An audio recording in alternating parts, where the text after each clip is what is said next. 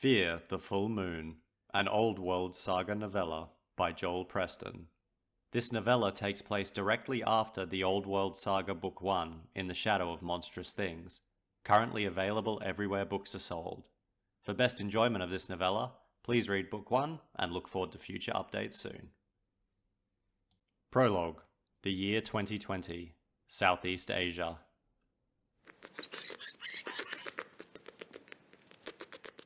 Creeping along the oil-stained walls it knew so well, the large fat rat paused. Something was different. There was an unfamiliar odour in the air, though the vermin couldn't determine its nature. The long shadows of the room carried an unusual sinister quality that made the rat's hairs prick up. Something was most certainly out of place. Still, the creature's rumbling stomach was too fierce to ignore. Little more than a slave to the whims of its hunger, the rat pressed on. Hugging the wall tightly, the rat continued along its familiar path. The crumbling concrete pillars of the derelict building loomed over it as old friends in the gloom. Everywhere, the greenery of the jungle poked through the cracks. The tangled vegetation winding around rotten crates provided the perfect home for the colony of rats that dwelled here. When the sounds of battle were silenced, the vermin's ancestors had moved in. War ended, and this place was abandoned by the humans who dwelled here. In the quietness of the concrete, the rats thrived, multiplying in their hundreds. They were safe from the abundant predators of the forest behind the solid walls. The unfamiliar scent grew in intensity, so the rat stopped. Its hesitation proved lethal, as it fell victim to a strike of unfathomable speed. The rat squeaked in panic as long, thin fingers wrapped around its struggling torso and pulled it into the air. The rat contorted its body, desperately trying to bite its unseen attacker, but it couldn't reach. Before it could properly comprehend its peril, teeth bore down on its neck. The attacker ripped the rat's head off and spat it away. It gnawed on the rat's body, consuming fur, flesh and bone with famished, gulping bites. This unseemly creature in the dark was a man. His hair was long and matted with filth. His face was gaunt and his eyes hollow, carrying visions of untold horrors. Blood dripped down the scraggly strands of his beard onto his filth-laden poncho. This was no man of the civilized world. At least he was no longer. He was wild. Sometimes he would hunt in the forest for prey. It was a difficult thing for a man to wrangle a deer with his bare hands, and then fight off the big cats that came to scavenge. The rats were easier. The rats were what he deserved. There was a distant clap of thunder, and the man looked up into the black void of the ceiling. The rain was dangerous. Monsoonal flash floods threatened old structures like this. He was too close to the river. He had to move. The man took another bite of the rat carcass and tossed it aside. He kicked up small plumes of dust as he made his way to the large metal doors of the bunker. Their rusty hinges squealed and protested as he pushed them open. The outside filled the man with a familiar mix of unease and despair as he perceived the winding gloom of the forest. The wild man turned his gaze to the sky and saw the moon shining high above. It was almost full. The time of change, of grotesque transformation beyond the knowledge of all science, was almost upon him again. He had to get away from even the barest semblance of civilization. Back into the dark and malevolent depths of the jungle he would go. The forest was home to many beasts, though none compared to him. He was the worst of the monsters of this land. Vegetation had almost completely consumed the barbed wire fence surrounding the concrete bunker. The man ducked through the large hole that had granted him access, but paused when his foot hit something half submerged in mud. It was a sign or plaque that had fallen from its original perch.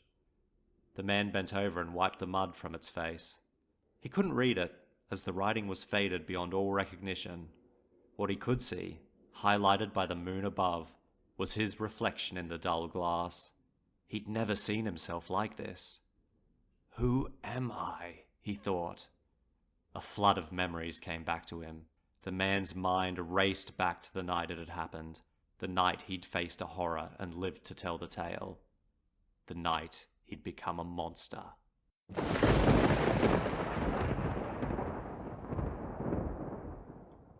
Chapter 1.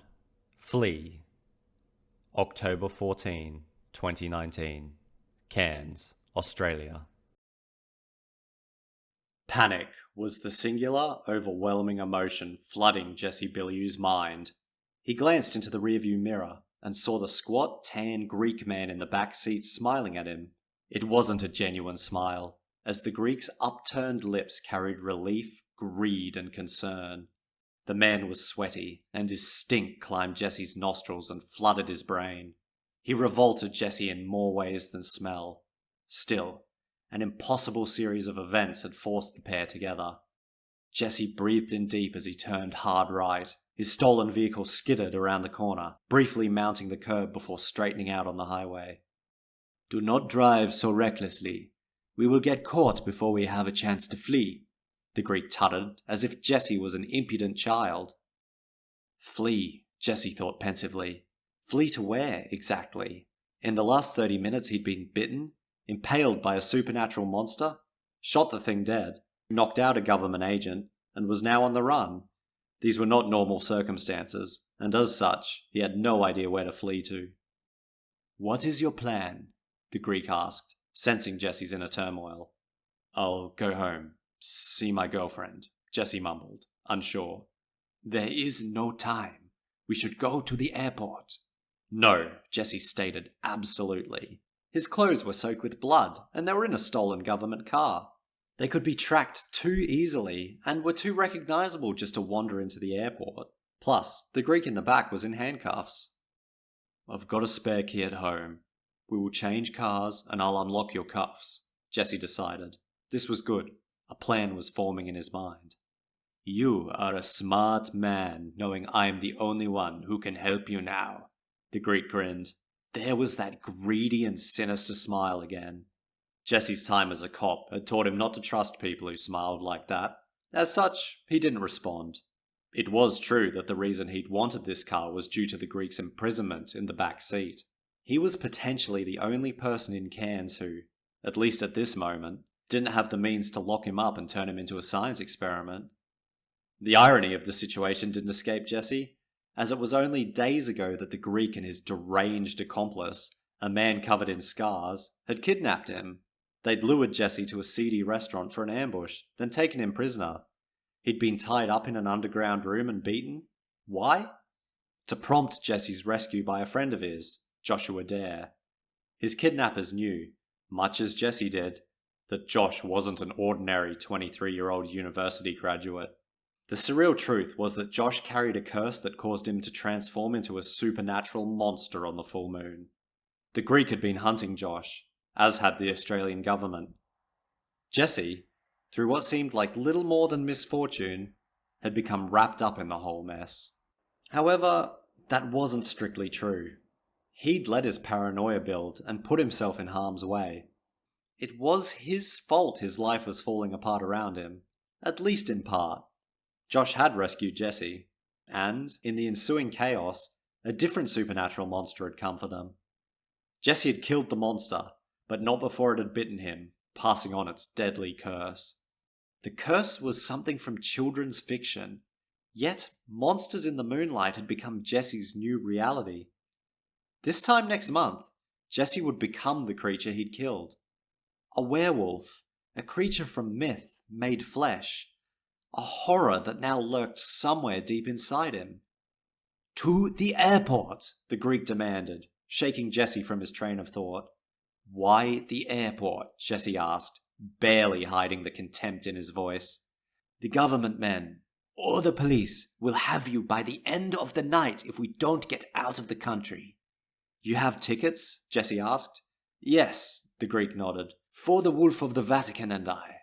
"To where?" "To the Vatican, eventually.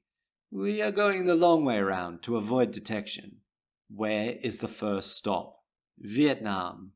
"Will I be able to use the Wolf of the Vatican's ticket?" "Yes. These are not ordinary tickets booked by an ordinary traveller, after all." "All right," Jesse capitulated. He couldn't come up with any better options without time to consider the full circumstances, and time was a luxury in short supply.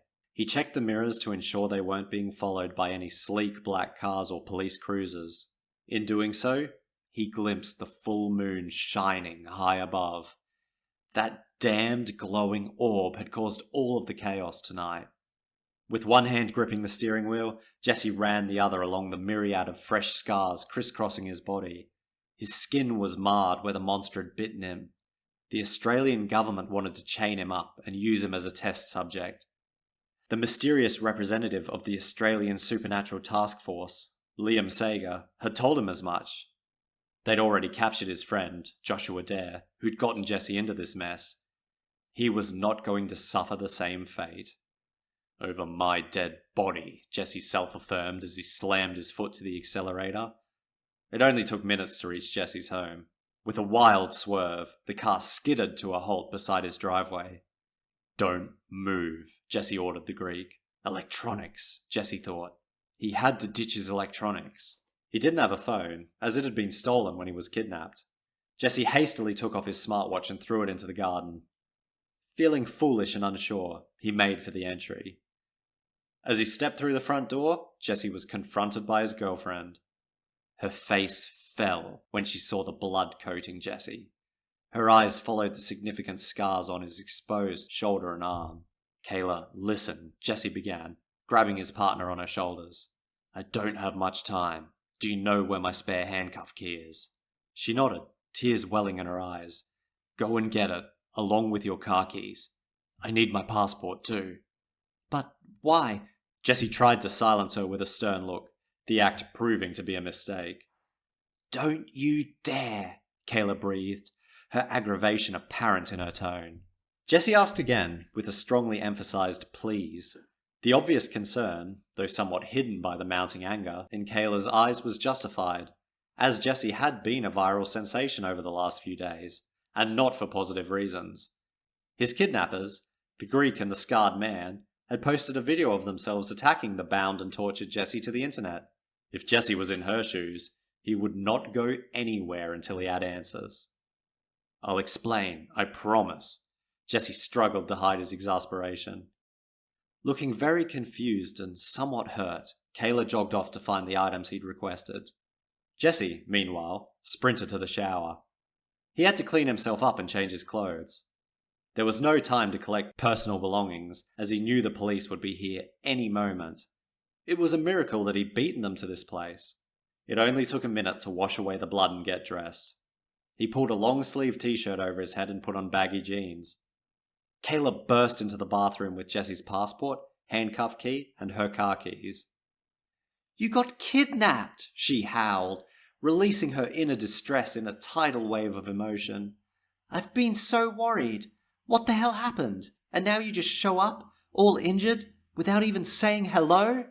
Jesse gripped Kayla in a tight embrace. "I'll explain it all to you when I can," he attempted to reassure her. "Explain now," she demanded, pushing him away. "I can't tell you, it'll put you in danger," Jesse urged, reaching for the car keys. "It's to do with your friend, Josh, right? You've been obsessed with him for a month. I know it was because of him you got kidnapped." "Okay," Jesse relented. "Remember how I told you about the night in Poker's Hill? About what really killed Steve?" Steve had been Jesse's mentor, and had saved his life at the cost of his own. Kayla nodded, wiping away a tear. "It was a monster, like I said. Now the government is coming for me, and if you know too much, they'll come for you too. The kidnapping, everything, was all about the monster. This is way bigger than I can tell you." Kayla did not look remotely convinced, but Jesse didn't have time. He heard the wailing of a distant police siren. "I'll be back," Jesse whispered, kissing her on the cheek. "Do me a favor. When they get here, tell them that I've gone south. You have to be convincing, okay?" Her expression was utterly unreadable, but there was no time for further instruction. He darted out the front door, briefly looking back at the shaken and annoyed Kayla. Jesse opened the rear door of his stolen car and pulled the Greek out, quickly undoing the cuffs. The Greek massaged his wrists, which had turned slightly purple, then thanked Jesse. "Don't thank me now," Jesse murmured. "We aren't out of this yet." "What now?" the Greek asked. "We'll take my girlfriend's car to the airport. How long till the flight?" "It is flexible. We had planned to leave tomorrow, though there is a flight tonight. We expected to have been done with the well before now, so that was another option." "Good." Jesse led the Greek to Kayla's small pink sedan. Against the rising backdrop of blaring sirens, Jesse left his home behind. As the old two-story house vanished from view, Jesse couldn't help but think he was leaving life behind as he knew it. He looked at the ominous full moon floating high above and cursed. He would face what was coming on his terms. Whatever horrors the next month would bring could be met once he was free. Chapter 2. Flight, October 14, 2019. By some miracle, Jesse and the Greek made it to the airport unimpeded. The Greek produced his bizarre tickets, stamped with the seal of the Vatican City-State, which skyrocketed Jesse's anxiety. One call to the federal police, and it was over for them. Fortunately, the Greek hadn't been searched by the AST, meaning his jacket pockets were still chock full of his belongings. One item was Jesse's police ID, stolen from him during the initial kidnapping. Jesse was able to leverage his role as a police officer to get them on the shortly departing flight. As the check-in person assessed their tickets, with more than just a degree of skepticism, Jesse couldn't help but notice that an odd man seemed to be keenly observing the pair from the far wall. He was tall, dark-skinned, and even from a distance, somewhat imposing. Jesse considered that he was a government operative stationed at the airport in case something went wrong tonight. But that didn't seem right. The stranger had a funny aura that seemed to chill Jesse. His face was cast with shadow, yet his eyes were undoubtedly fixed to the pair. Jesse brushed off his concern as paranoia from the night's events. The man wasn't coming over or trying to interact with them in any way. Yet, he continued to stare. Of more pressing concern were the airline staff. Jesse's cop sense told him that the check-in guy would report their suspicious arrival, but hopefully not right away. It wouldn't take long for the government to put two and two together, and deduce where the pair had gone. In a blur of time and corridors, they were checked in, through security, and onto the waiting plane. Jesse sat back in his way too small seat, his heart beating in his ears. It couldn't be this easy, could it? Jesse was a big guy. Standing at 6'8" and weighing 110 kilograms, he was a wall of muscle. It made airline travel uncomfortable at the best of times, without the added anxiety. He was tense, with dark pools of sweat dampening his shirt. He tried to breathe in deep and relax, but it was impossible. Every minute that passed before the plane took off intensified Jesse's panic. He was sure red and blue flashing lights were going to appear on the tarmac any second. Then, Jesse's stomach dropped as he saw a police vehicle zoom by, escorting a string of black government cars. It was over. He was done. The convoy didn't stop. They passed Jesse's aircraft, heading towards a large military cargo plane parked across the main runway. A large truck rumbled along shortly afterwards. The gaps in its rear cargo hold, where slivers of light could escape, shimmered with a silvery glow, like it contained an enormous gleaming disco ball. Jesse didn't need to guess hard to assume the truck's actual contents. His friend, Joshua Dare, currently lost inside the body of a monstrous black werewolf, was almost certainly in there. That hulking beast with its malevolent orange eyes was the government's main priority, not Jesse. Jesse breathed a sigh of relief as the plane sped into the skies away from Cairns. Their destination, Hanoi, was the capital of Vietnam.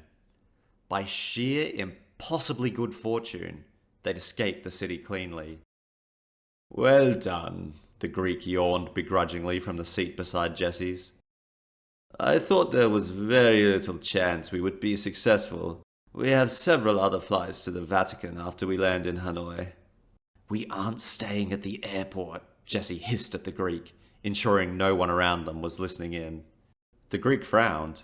"It is important that we get to the Vatican as soon as possible. The government will be able to work out where we have gone very quickly.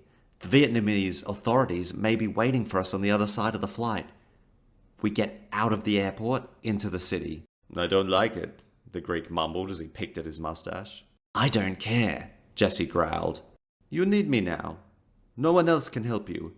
In 1 month you will become death made flesh. You will listen to me. You will tell me what I need to know. Then make your way wherever you want to go, by yourself, Jesse stated absolutely.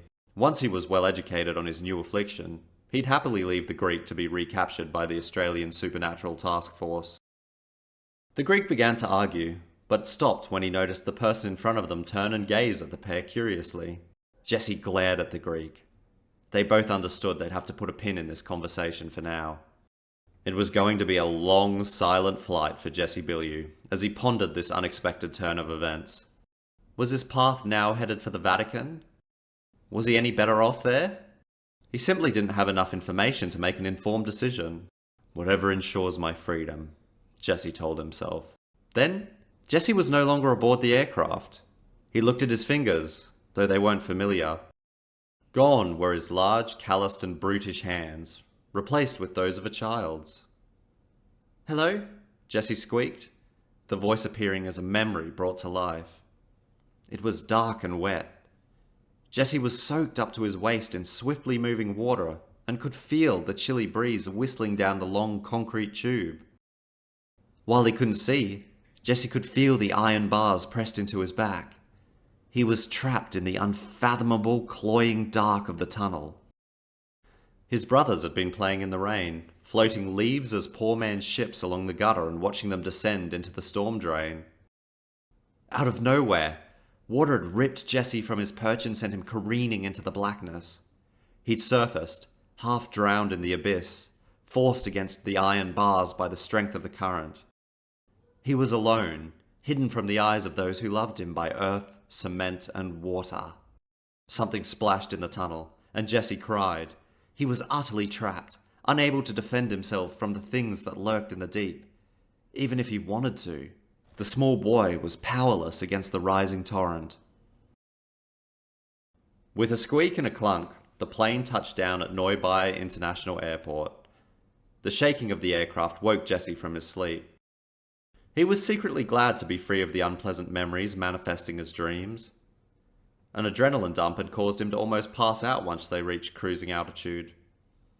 He looked at the Greek, who appeared alert. It almost seemed like the Greek had been watching Jesse, as he quickly turned his head to avoid meeting his eyes. "What is your plan?"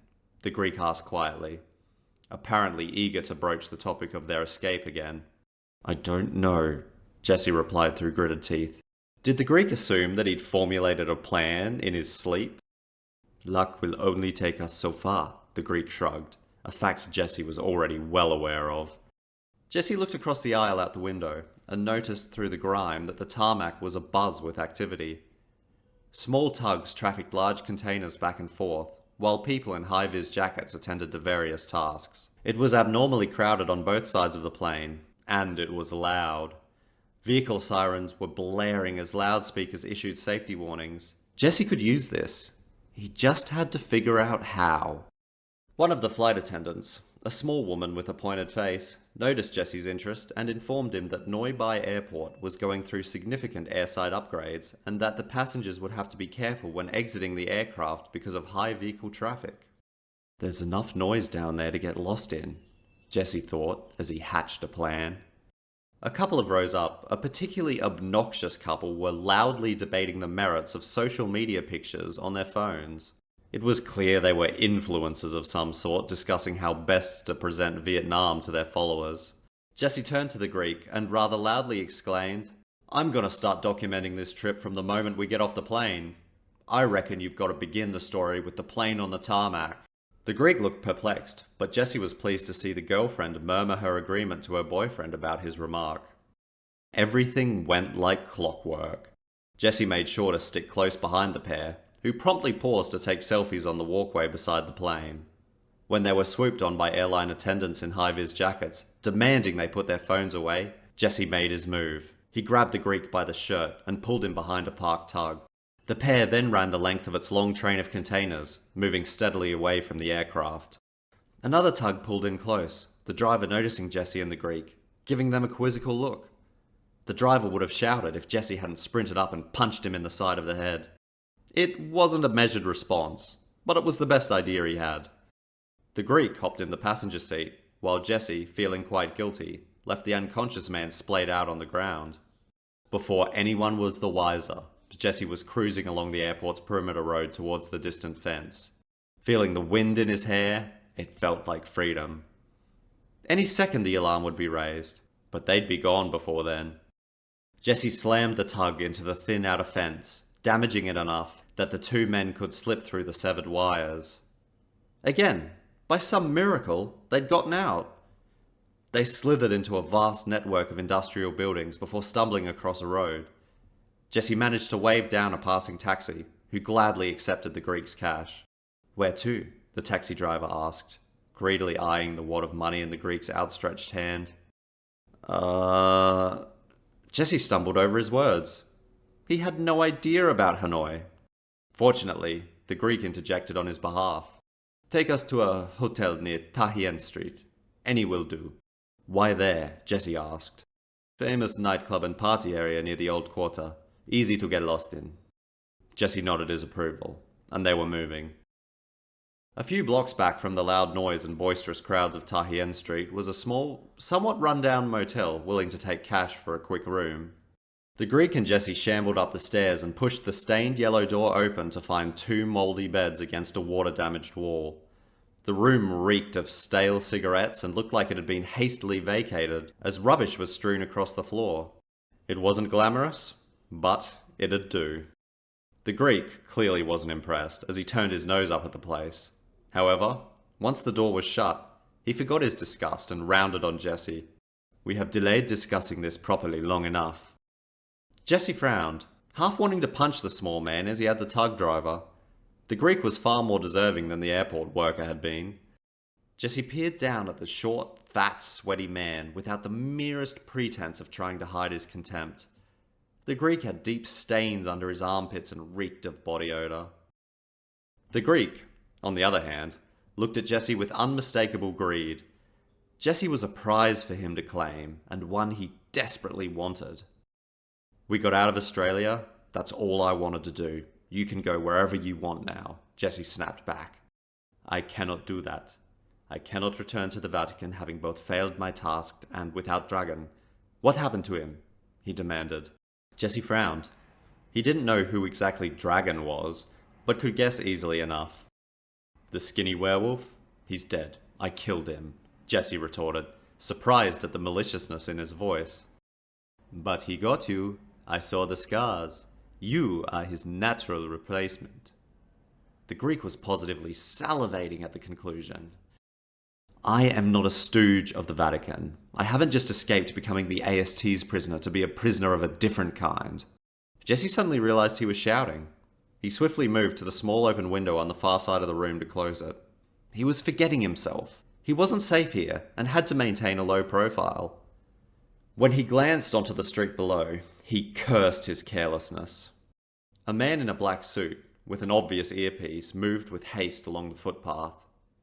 It didn't appear as if the person had heard Jesse, as he was chattering to himself quietly.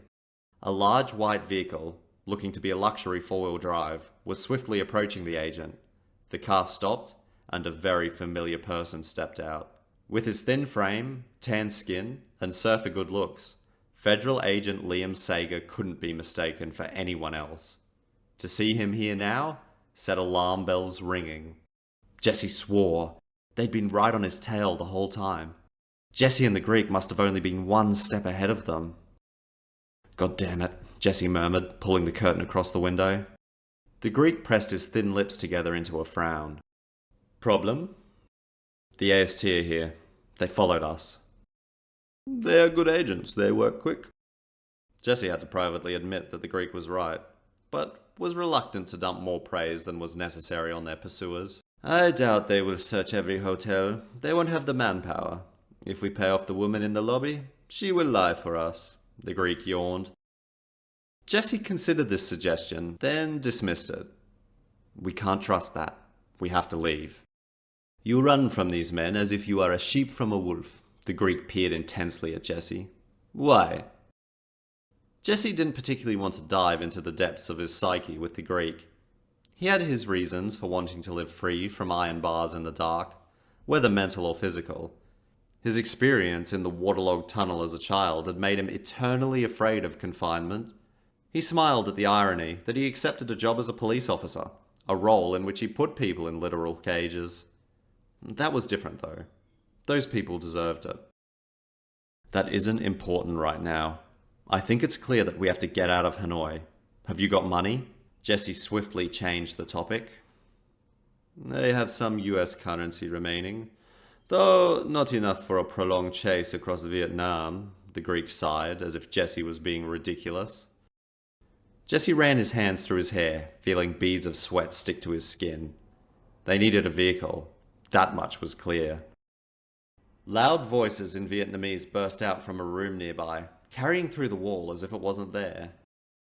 The Greek moved to bang on the flimsy foundation, but Jesse stopped him.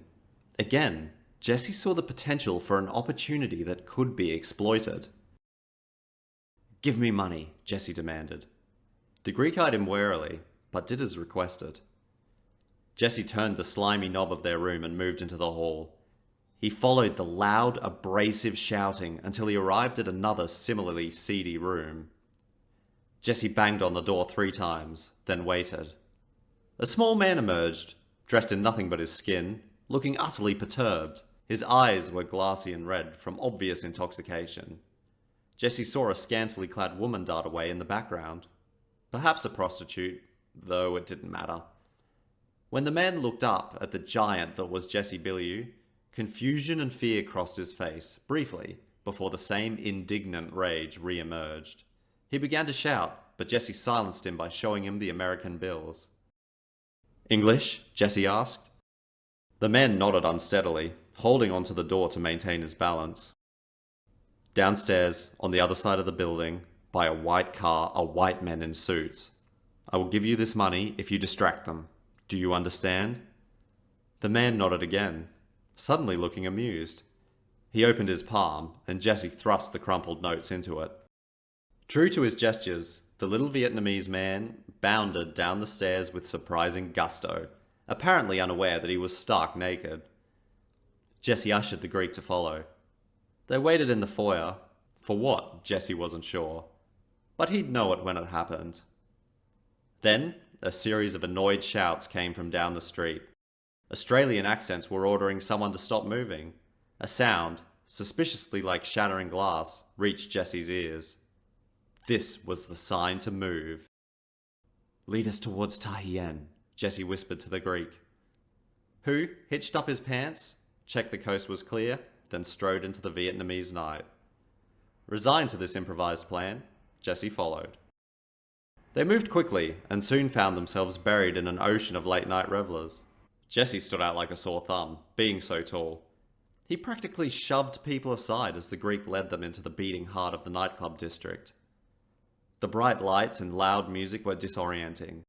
Several women suggestively winked at Jesse as they passed, making him feel even more obvious. If a government agent saw them now, they were done. A moped beeped, causing Jesse and the Greek to jump in fright. 2 men, on scooters of green and yellow respectively, were trying to weave around them. Give us a ride?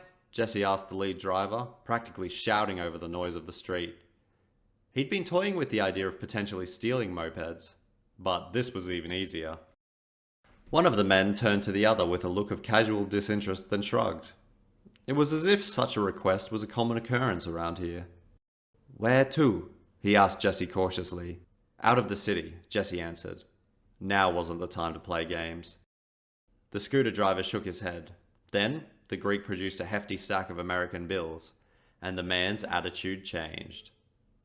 Hop on, he grinned, shuffling forward to make space for Jesse. The Greek didn't look pleased about this turn of events either, but hopped on the back of the other scooter regardless. Neither man fit well, Jesse due to his size and the Greek due to his protruding stomach. Jesse held on for dear life as they took off. The journey started slow, as they still had to get through the mayhem of the street. When the number of people dwindled, the driver let loose. The sickening roller coaster ride of the sharp turns and narrow misses made Jesse fear for his life. He began to wish he had a helmet, but that was a fool's wish. His life was now in the hands of the Vietnamese man he'd just met. Fear prevented Jesse from tracking the length of the journey, but before long, the scooter was pulling off the side of the road.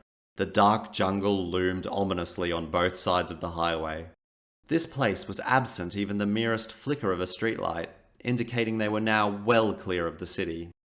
"You are out of Hanoi," the driver stated proudly, leafing through the Greek's money.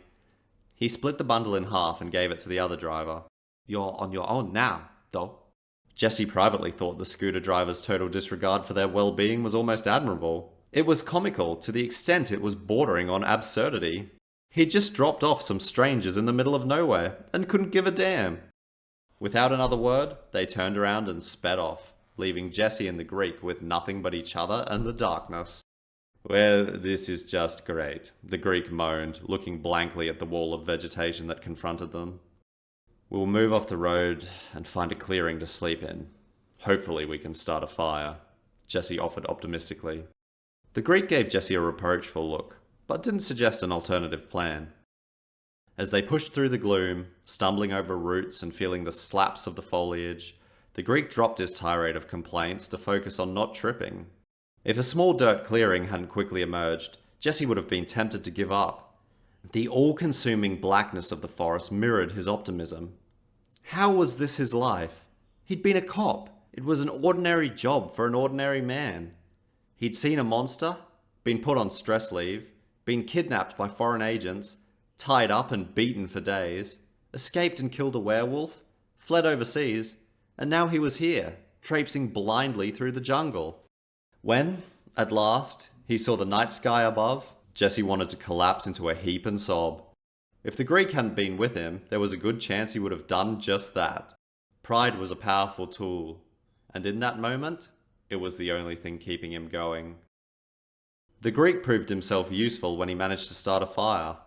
It took several long minutes of him fumbling in the dark with a flint striker he'd pulled from his clothes. Sitting on the damp grass, bathed in the orange glow of the dancing flames, the two men finally had the opportunity to talk properly. The Greek wasn't waiting to judge Jesse's mood before he launched into another verbal assault. "So, this is your best course of action, to hide in peasant fields and forests of this country," he spat. "I need to think," Jesse retorted, his voice equally venomous. "Dragan Kudaviste is dead. You are his natural successor. As I have already tried to explain, there is only one place for you now. Return with me to Vatican City and see your affliction embraced by the church." Jesse frowned. The scar-faced man, this dragon, he was insane. The whole time you had me imprisoned underground, he was muttering religious dogma and laughing. "That is not my future." Dragon came from a difficult background. The church gave him purpose and made him a weapon. But that is irrelevant to you. Bearers of the full moon curse are always cut from different cloths. You do not need to be what he was.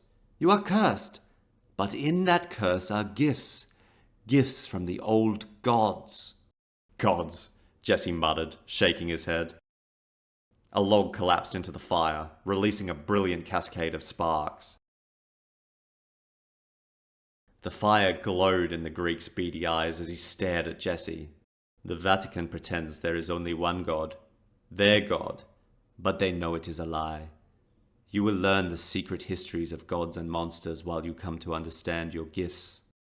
And why are you so eager for me to go to the Vatican? Jesse shot at the Greek.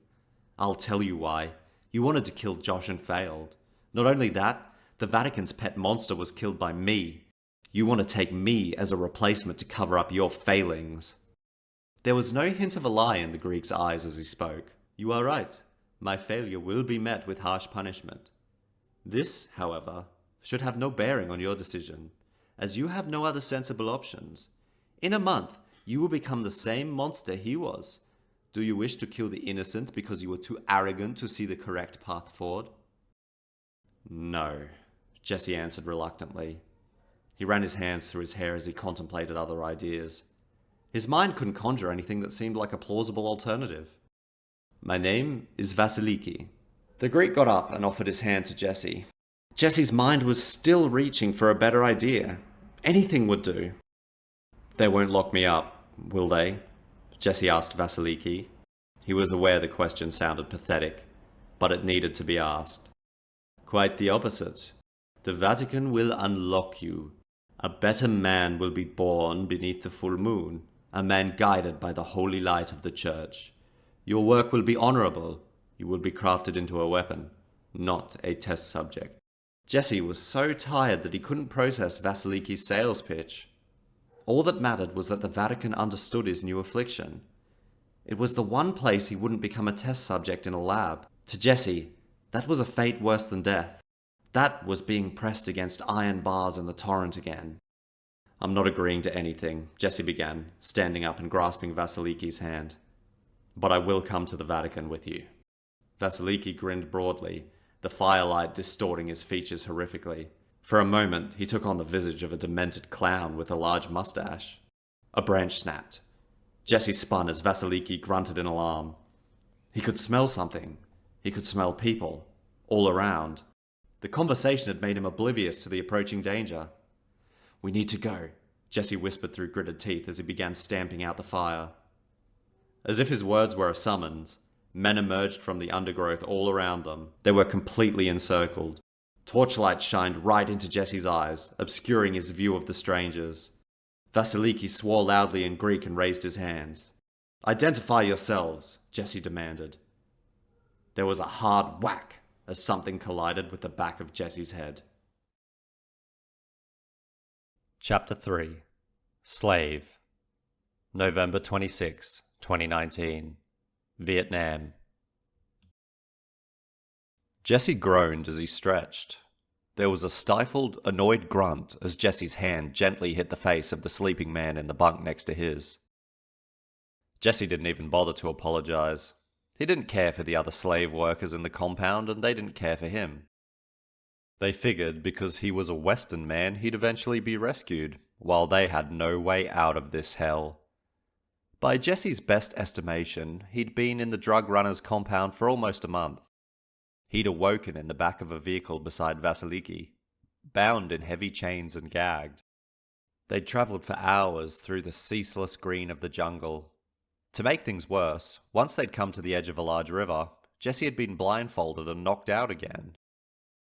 The compound he now called home was old, decrepit, and powered by large generators that frequently failed. Not that power ever made it to the slave quarters. Armed guards frequently patrolled the perimeter. Jesse had counted at least 30, though noticed new faces would periodically emerge among their ranks. It wasn't a guess that drugs were being manufactured here. Jesse had seen what was being loaded into the trucks that were driven away in the dead of night. And it wasn't only common narcotics being trafficked. There were several large warehouses that Jesse hadn't been allowed access to that seemed wholly unrelated to the compound's primary business. There was also an out-of-place colonial-style mansion that served as the home for the bosses, shadowy figures Jesse hadn't yet laid eyes on. There were no modern facilities. Toilets consisted of a row of abhorrent long drops, while bathing was restricted to jumping into a nearby stream, under the watch of half a dozen guards. Due to Jesse's sheer size, he could never get in or out of the small toilet sheds without getting some loose fecal matter stuck to his clothes. Sickness ran rampant through the camp as mosquito-borne diseases wreaked havoc. There was no netting for protection as the evening swarm descended. Jesse was in hell. He'd run through scenario after scenario as to how he could get away, always finding an impediment to his plans. He'd drawn rudimentary sketches in the dirt and stolen what loose objects he could, but it was all futile. The key ingredient he'd needed over the last month was luck, and it was in short supply. This was a big operation, so the drug runners had clearly planned for potential problems. Fighting wasn't an option, as Jesse was weak from hunger. They were kept on the point of perpetual starvation, only offered runny oats and discarded fruit when the guards allowed it. The walls were tall and thick, topped with razor wire, and the main doors were lit with bright spotlights and guarded by a mounted machine gun. Save for a miracle, Jesse wasn't getting out that way. Jesse committed as much detail about the daily running of the compound to memory as he could. Such a vast operation had to have flaws to be exploited and weak links in its proverbial chain. It wasn't just the drug operation Jesse had memorized. Exotic animals were being trafficked or killed for their pelts, while boxes of military-grade explosives were moved in and out. These criminals had a diverse portfolio of illicit activities. The nearest thing Jesse had to a friend in this place was Vasiliki, and they were far from close. Jesse's obvious dislike of the man had led him to abandon using his name. It humanized the Greek, and Jesse didn't view him as human. By God, did he hate that man. He was the monster that had led Jesse to this awful place.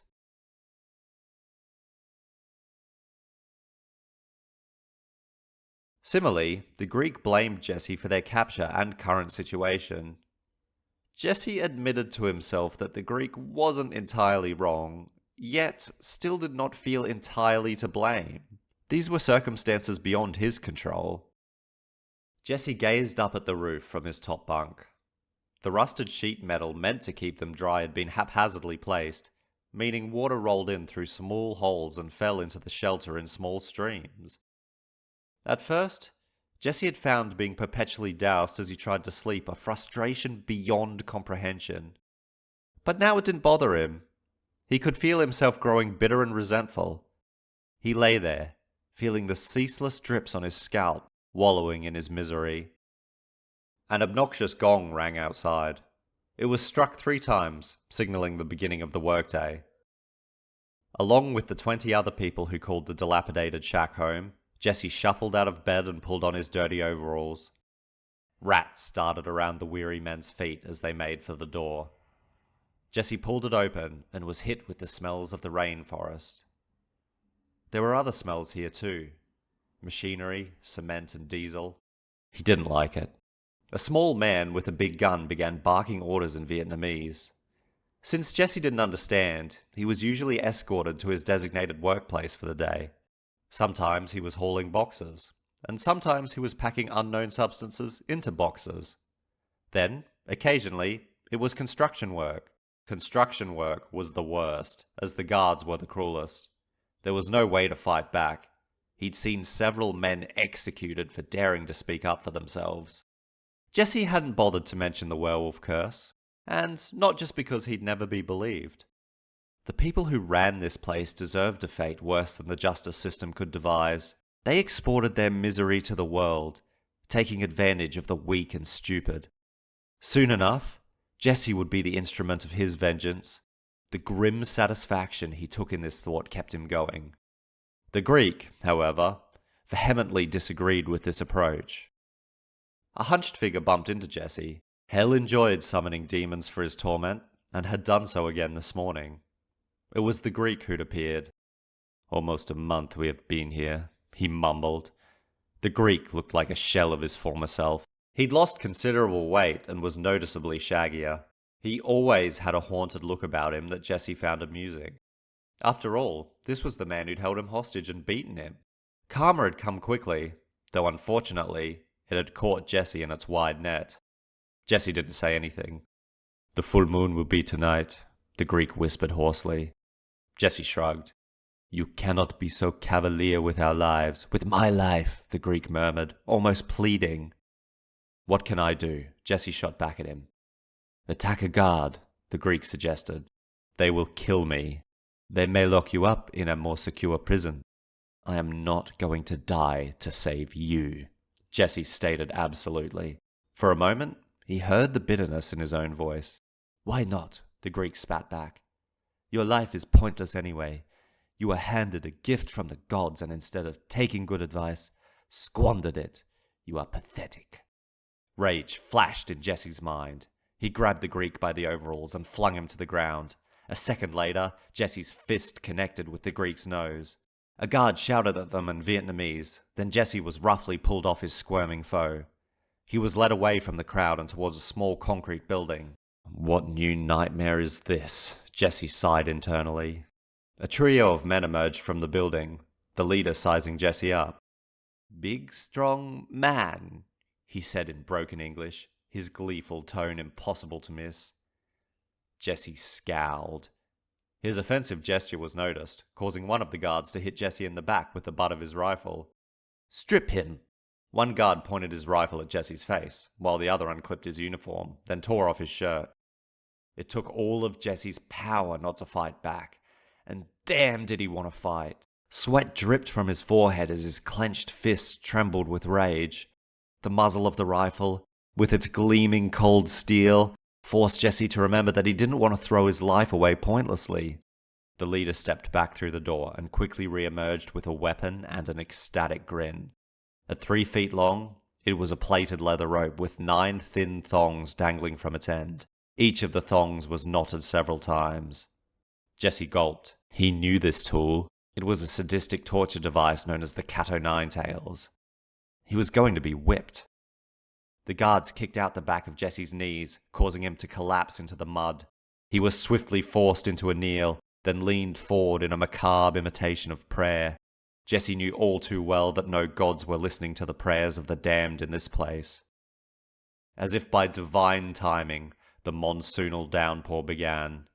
Jesse felt each cold drop as the ground turned into brown slosh around him. Jesse's hands were bound behind his back as a gag was pushed into his mouth. He choked and spluttered, causing the guards to laugh. It was a cruel, mirthless laugh that the concrete walls amplified. He could feel the rope strangling his wrists. It itched and scratched while the taste of the soiled cloth in his mouth made him want to vomit. Jesse buried his discomfort in a vain attempt at maintaining his dignity. The worst was still to come. He tried to brace, but nothing could have prepared him for the overwhelming sensation that consumed him moments later.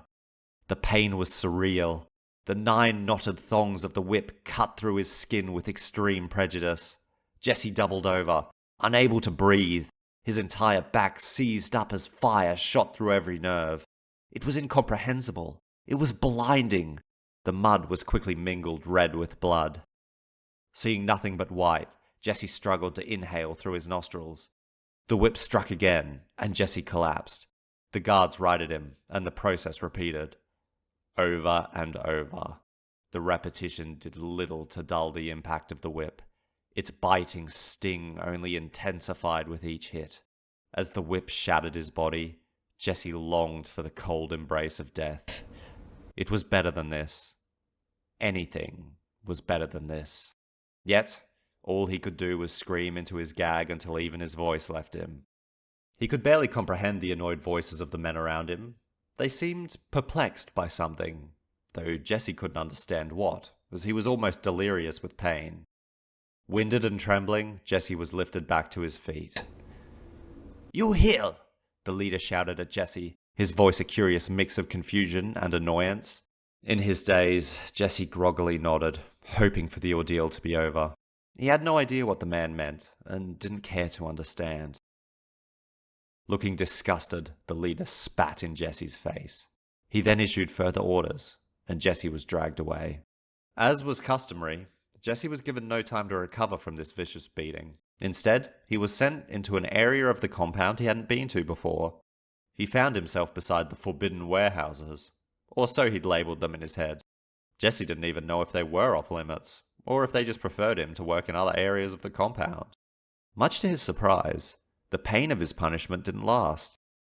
After 15 minutes, Jesse was fine, as if he'd never felt the brutal lash of the whip.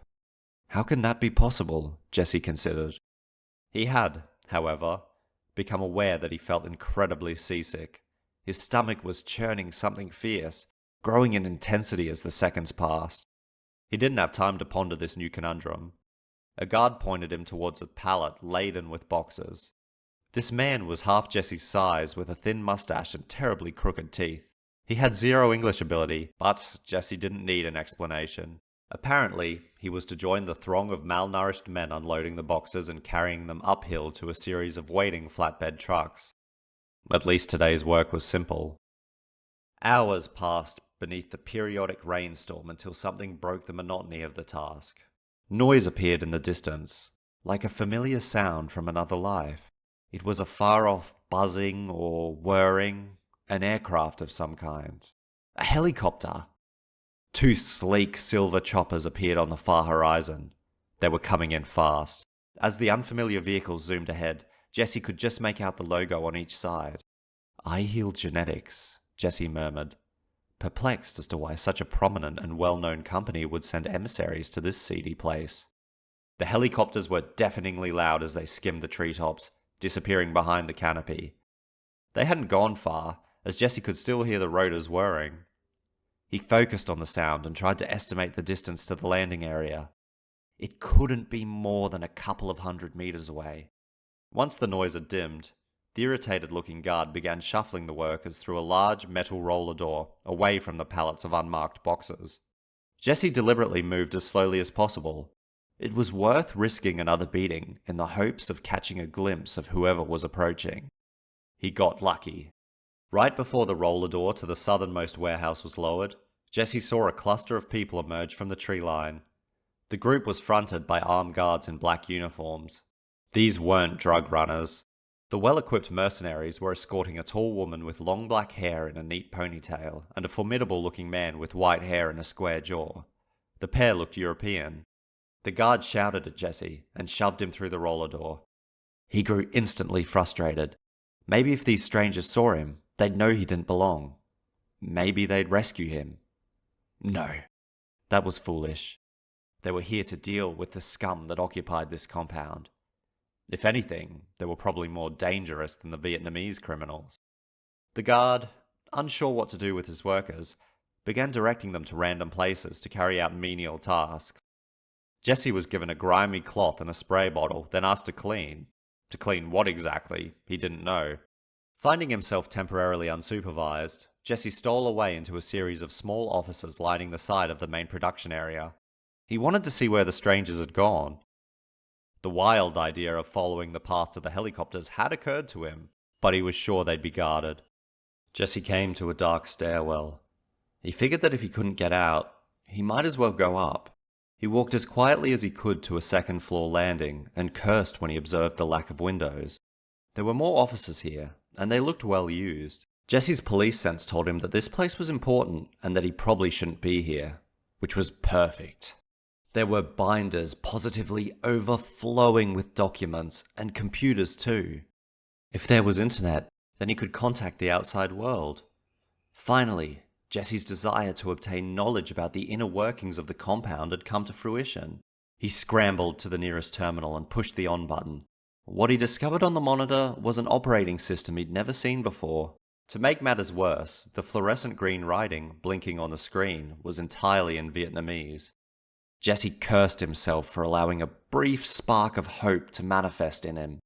He moved into the next office and found a crudely drawn map on the desk. The compound was clearly visible in the center. Some distance to the north was a small jetty circled in red. There was also a time and date noted. A delivery, perhaps? Or maybe something was being smuggled out along the river. Jesse scanned the room for a calendar and found one pinned to a corkboard beside the door. Each preceding day had a shining red cross through it, meaning he'd discovered today's date. The river delivery was 4 days from now. This felt like a wildly important discovery, despite his still not having an adequate escape plan. A female voice carried down the hall, causing Jesse to duck behind a desk. Oddly, the woman was speaking perfect English. It had to be the lady from the helicopter. They'd come here, meaning the guard, in his haste, had potentially shuffled the slaves into the wrong warehouse. The spark of hope suddenly flared into a small flame. Jesse could hear the clomps of boots as a small group strode into one of the offices down the main hall. He crawled forward, careful not to raise his head above the desk line. With stealth that didn't suit his bulk, Jesse crossed the divide until he was as close as he could get to the party without inviting his own discovery. Yes, he could hear them clearly now. The burly, square-jawed man spoke in a very matter-of-fact tone. "Can you fill the order or not?" Another man, though Vietnamese, responded in crisp English. "Yes, this is not our usual business though. It will take time to acquire, then move these materials." Jesse poked his eyes up like a crocodile breaching the surface of a waterway. "And you are certain that your associates won't be suspicious?" "Mr. Napier, please. This is the largest drugs and explosives manufacturing plant in Southeast Asia. No substance will raise eyebrows here, as I'm sure you knew when you requested our business." The man, Napier, grunted his satisfaction with the answer. "Where are we directing the shipment?" the Vietnamese man asked. "Siberia. Details will be forthcoming when you have what we've requested." "And if you don't mind me asking, what do you want with such an array of bizarre chemicals and rare earth metals?" The woman replied as she scanned the room with a look of casual disinterest. Cutting-edge research. Science that is almost magic. In theory, of course. Right now, we are in a preparatory phase. And Moloch Tech can't acquire these items through more legitimate measures? Napier glared at him. Of course we could, but we don't want any of our business tracked. Why else would we be here, in this godforsaken jungle? This isn't my idea of a holiday destination. Is it yours, Mia? The woman, Mia, looked at the Vietnamese guide with a sudden gleam of interest in her eyes. Tell me something. I've heard that the Australian government has specialist forces scouring the Vietnamese countryside. Why would that be? The guide just looked at her blankly. This, however, greatly piqued Jesse's interest. Saga and the AST were still looking for him. They were clever and resourceful. No matter how well hidden this compound was, nor how complicit the government was in hiding it, he was sure Saga would find it. After being a slave for a month, becoming Saga's prisoner had now become the preferable option. Though, it still wasn't desirable. Curious rumours coming out of Australia recently. Hard to know what to take stock in, of course, Mia continued. I hoped you might know, but it seems not. The guide shrugged and stated, If what you're saying is true, we will ramp up our security as a precaution. See that you do, Napier stated coldly.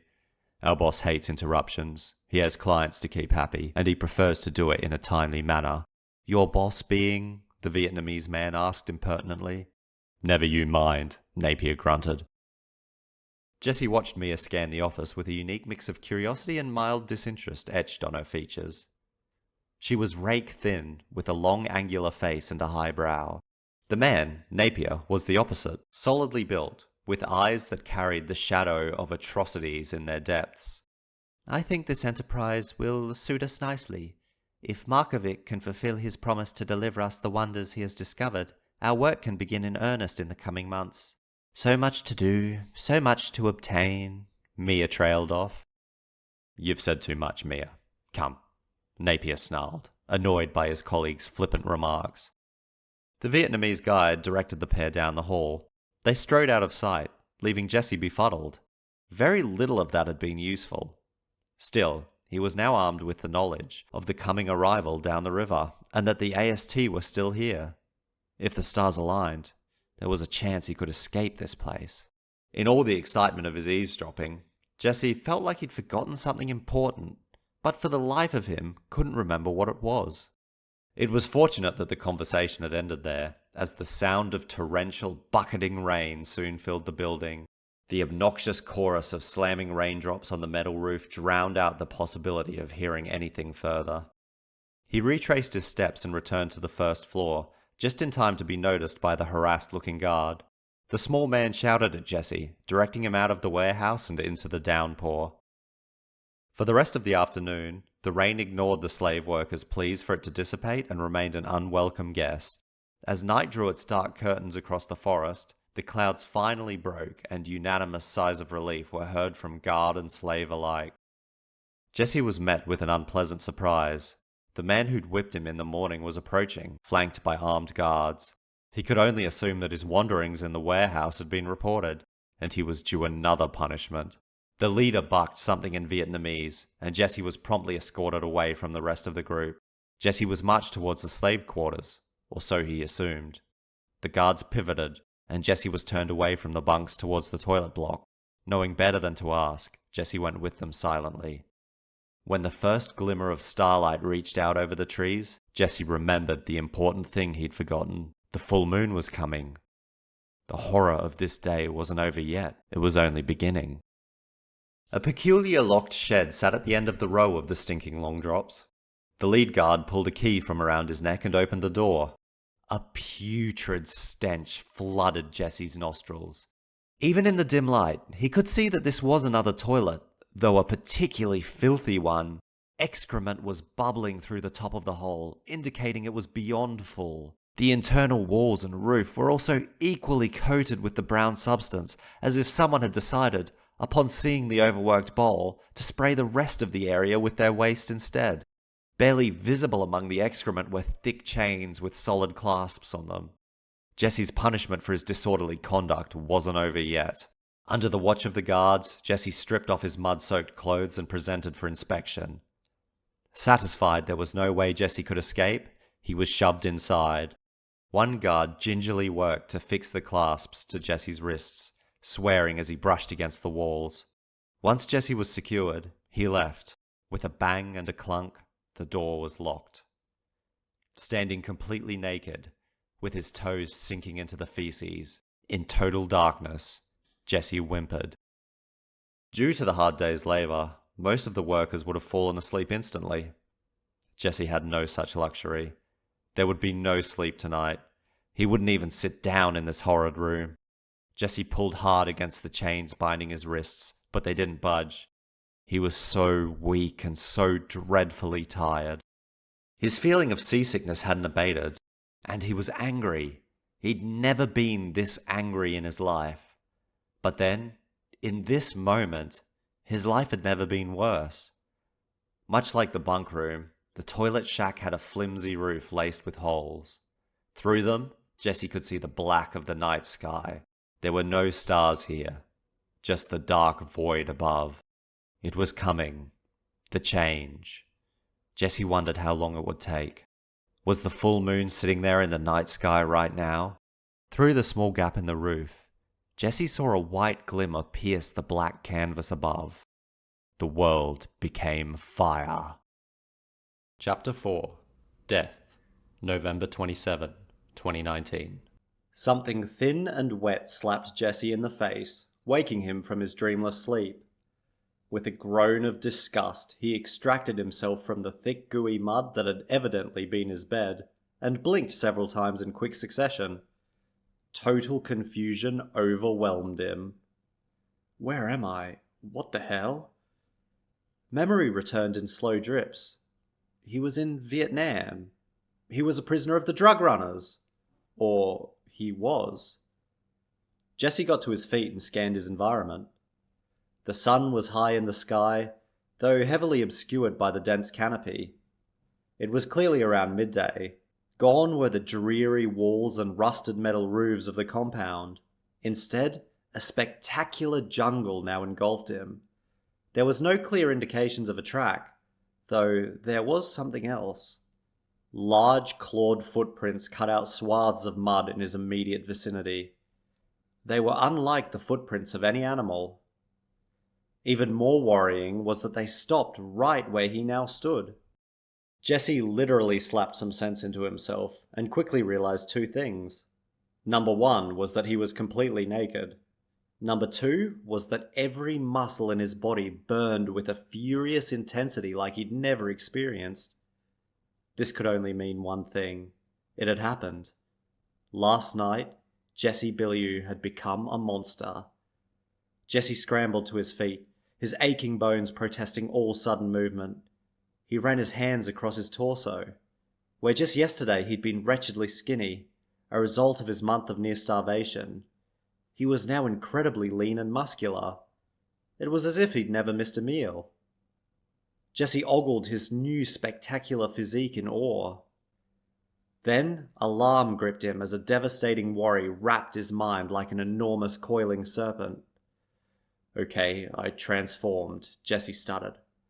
I know that much. I transformed and ended up out here. I escaped the compound, so that's a plus. But then, Jesse considered the implications of that fact. He knew the compound was remote, so he must now be even more remote, lost in the wilderness of Vietnam. He couldn't set off into the wilds by himself, could he? No, Jesse needed direction. He needed resources. How could he get them? He had no memory of last night. He suspected that the monster inside of him wouldn't share his mind, and this all but confirmed it. What he'd become beneath the full moon was its own creature, and its adventures were not stored inside Jesse. Only one solution made sense, though he didn't like it. While the tracks were fresh, Jesse could follow them back to the compound. He could then survey the facility and make a plan. In the dead of night, he could strike. Perhaps the werewolf had caused so much chaos and stirred so much fear in the guards that they'd fled the place. That was the most optimistic result he could hope for. Then again, The appearance of the monster may have caused them to lock it down and fortify it. It didn't matter. Jesse was confident he could scout the compound without being detected. Some information was better than no information. Jesse picked a crawling insect from his upper thigh. He didn't particularly like being completely naked in a forest full of creatures that could sting and bite, briefly considering the idea of making underwear out of leaves, then writing it off as absurd. Jesse began his long march through the green in nothing but his skin. The wave of sickness that had engulfed him yesterday was gone. While incredibly sore, he found he could move easily. He only paused to pull leeches from places where there shouldn't be leeches. His senses were far more attuned. Animals that moved like swift shadows in the undergrowth couldn't avoid Jesse's superhuman sight, smell, and hearing. He could feel the presence of lurking beasts watching him from a distance like a sixth sense, so he armed himself with a large stick. Even without the weapon, he felt strong and fast, like no challenge was insurmountable. No trouble found Jesse as the slow hours of walking passed. The muddy path was a reliable guide. Even when he lost it in the dense vegetation or across streams, it quickly re-emerged after some detailed searching. He thanked his lucky stars that rain hadn't arrived to wash away the trail. As the clouds above looked ready to burst and release another torrent on the forest. In the late afternoon, as the sun hung low over the canopy, the trees parted as a rough road emerged. At long last he'd found a sign of the compound. He was amazed at how far he'd travelled from it, and why. Had the beast been chased away in a hail of rifle fire? Would there be heightened security searching the undergrowth for a hideous wolfman, just in case it came back? Jesse paused, straining his ears. There was the distant grumbling and spluttering of the generators, but nothing else. No vehicles were moving, and no people were speaking. The wind began building as the grey storm clouds arrived to blot out the sun. Jesse smiled, which was unusual. The weather had been his second most hated enemy for a month, but now the building monsoonal storm would be the perfect cover for his approach. Using caution as his guide, Jesse stuck to the undergrowth as he moved down the road. Like a big metal eyesore, the thick steel fence surrounding the outer compound rose from the brush to signal to Jesse that he'd made it. While Jesse had never seen the gates, as they were hidden from view by the solid outer walls, he was still surprised to see one sitting half opened, completely unguarded.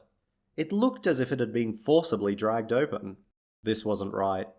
Rain began pouring down from the heavens, growing in intensity so quickly that Jesse was drenched in seconds. A distinct fuel odor crossed Jesse's nostrils. He looked across the road and saw the wreck of a Chinese-made bearcat.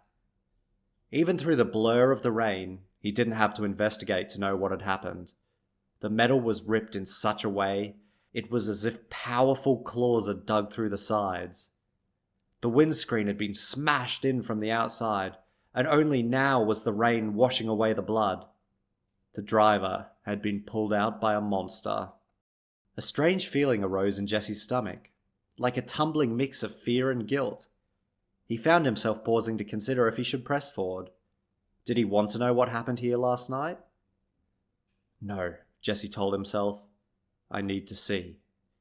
Abandoning stealth, Jesse crossed the divide between forest and compound. As he advanced, he noticed the mud beneath his feet was tinged red. He passed beneath a guard tower and through another smaller gate into the Ford compound. He saw the distant warehouses and the colonial mansion through the trees. To his right were the slave quarters and the stinking row of toilets. Carnage was everywhere. Bodies were splayed in the dirt all around. Necks were torn open, and innards were spilled in gruesome fashion. Hands, legs, and arms, cleanly torn from their owners, were scattered so randomly and thoroughly they could have passed for abstract art. It was clear that the slaves had been trying to run. The monster had jumped from person to person, ripping them to pieces. Jesse threw up, the steaming filth splashing across his feet. Had he done this? He walked forward in a daze, the rain pounding on his skull like the beat of an incessant drum, a drum heralding a rising tide of guilt like he'd never felt.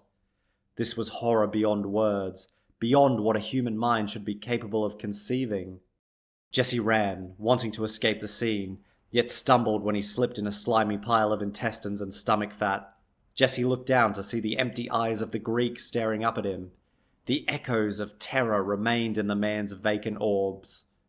Despite all the ill will Jesse had wished his captor, he would trade his life to undo the act of supreme savagery that had occurred. The mud sloshed beneath him as Jesse followed the familiar paths of his daily chores, pressing forward like a zombie. The bodies became that of the guards. Spent casings littered the ground, indicating that they'd put up a hell of a fight. As he approached the colonial-style mansion, Jesse saw more bodies hanging from the windows. Even here, guard and worker alike lay in the muck, torn to bloody pieces. The werewolf had been everywhere, and it had killed everyone. Hopelessness overwhelmed Jesse. It was one thing to wish ill will upon evil people, but to see his prayers answered in such a way. Had this been what he wanted? How could he now live knowing what he'd done? He'd come here to escape a cage, and now found himself behind bars from which he could never escape. The bars of culpability for murder that were now reinforced in his mind. Jesse knelt in the muck, letting the torrential rain wash over him. "What have I become?" he asked the roaring wind. The gale answered him by shaking the flimsy buildings. It felt like nature itself wanted to tear this place down to forget the horror that had occurred here. Jesse looked at the body of the nearest guardsman through his tear-soaked eyes. Still held in the man's lifeless grip was a pistol. Jesse clambered through the mud towards the corpse and ripped the gun from the unmoving hand. He contemplated it for a long moment, considering his life and what he'd become. What was his future now? With a simple trigger pull he could rid the world of another monster. Tut, tut, tut, an unfamiliar voice cut through Jesse's thoughts. He spun wildly. There was someone else here. Someone was alive. Then Jesse saw the man, and his elation was replaced with confusion. Walking through the rain towards him was a tall, dark-skinned man in bizarre attire. He brandished a long cane with an ornate silver skull on top.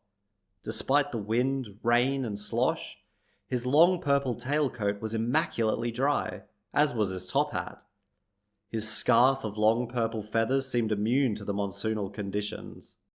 The most concerning item the stranger carried was his face mask, fashioned in the image of a skull, which covered everything except his lower jaw. The wide eye holes of the masks revealed the man's shimmering golden eyes, which bore into Jesse with surprising intensity. This person was so absurd to behold that Jesse figured he had to be a hallucination. But that wasn't right. He could see the stranger as plainly as he could see the gun in his hands. "Jesse Billiau, how nice that we should meet again." The man displayed his yellow teeth with an unnerving smile. "How do you know my name?" Jesse asked, quite sure he'd never met this individual before. "Of course, how silly of me. I have met you, but you have not met me. Allow me to rectify this most egregious error." The stranger offered a hand, which Jesse was hesitant to take. He looked at the man's pearl-white gloves with an immediate distrust. Jesse's body suddenly acted without his command. He reached up, grasped the stranger's hand, and allowed himself to be pulled off his knees to his feet. "Who are you?" Jesse shot at the man, staggering backwards in alarm. He'd just been manipulated by some unknown force, like a puppet on strings. "The name's Baron Samedi, though I've had many names in my time. Old names for the thing I once was, not the thing I am now. Perhaps you relate. You are, of course, intimately familiar with the notion of being one thing, then being something quite different." Jesse gulped. This stranger knew what had happened here. "You know about the werewolf curse?" "How?" "I've been watching you since you fled the long arm of the law in your home country. Are you so foolish to assume that you escaped so easily without any outside assistance?" It did seem too good to be true, Jesse said slowly, mulling this revelation over in his mind. Was this madman a manifestation of Jesse's shattered consciousness? Had the horror of this place broken him? As Jesse stared into Baron Samity's golden eyes, he picked up on something almost instinctual. "You aren't human, are you?" Jesse asked, though it was more of a statement than a question. "No." "What are you?" "A god, my boy. A god of life and death." Jesse shook his head in disbelief. What did he mean by a god? Werewolves were one thing, but gods? Come on. "No need to dismiss and deride," Samity smiled, reading Jesse's face. "There are many things beyond your understanding that you will soon be familiar with. Our meeting is just the beginning for you. I see as you contemplate that gun in your hands that perhaps you wish to stride across dimensions to the other side. While normally I welcome such travelers, for you, I must insist that you continue living, a request that goes against my very nature." The sheer oddity of this man's remarks spurred the fire of defiance in Jesse. He felt like challenging this person. He was not entirely broken and wouldn't suffer a fool to mock him. "Are you a god from ancient Vietnam or something?" "No. You would have heard of voodoo, I'm sure. That is the faith that caused my apotheosis. I was once no more than a slave to a master, as my followers were. A tale for another time." "Why are you here?" Jesse knew the man was being deliberately vague, adding confusing, nonsensical terms to the conversation to throw him off guard. "The destroyer sent me to ensure your escape, and good thing he did. If it weren't for me, they would have got you at your house." "The destroyer?" "I cannot tell you the specifics. Just be thankful you have friends in such high places." "I don't believe any of this," Jesse murmured. "What you believe is of no concern to me," Samity grinned. "The question now becomes, where do you go from here?" A memory suddenly struck Jesse. The map with the meeting point on the river. There'd be people coming down the river in a few days. He had everything he needed here to set up an ambush. There was still a way out of this mess. Jesse dropped the gun. "The river is my path forward," he told Samity absolutely. "Maybe it is, Samity responded coyly. "If you are a god, can you cure the curse inside me?" Jesse asked. "It is not in my domain. The monster inside you will have to be managed by you." Jesse's confusion morphed into a tide of anger. "I don't understand this. What is happening right now? What are you? Tell me the truth." "I have not spoken the merest semblance of a lie to you, Jesse Billiau," Baron Samity frowned, as if he wasn't expecting Jesse to be so obstinate in the face of these strange circumstances. Jesse snorted with rage. How dare this man, in his ridiculous clothes, talk down to him? "I have come here to prevent you from making a regrettable mistake. I have other tasks to attend, though I do wish you and your pet wolf all the best." "Is that meant to be funny?" Jesse hissed. "My intent is my own to know and yours to interpret as you see fit." "Have you appeared here to help me? Because if so, you aren't doing a good job." "Perhaps it is help I offer, in a small way. You have a difficult path laid before your feet that is easy to stray from. I would see your feet stay true to the destiny before you. But don't get me wrong, the deathly gaze of Baron Samity will be watching you closely from now on, even if you doubt my presence." "You claim to be a god, but you won't offer me any real help?" Jesse spat. "Why even appear here then?" "I am simply here to stay your hand and calm your mind.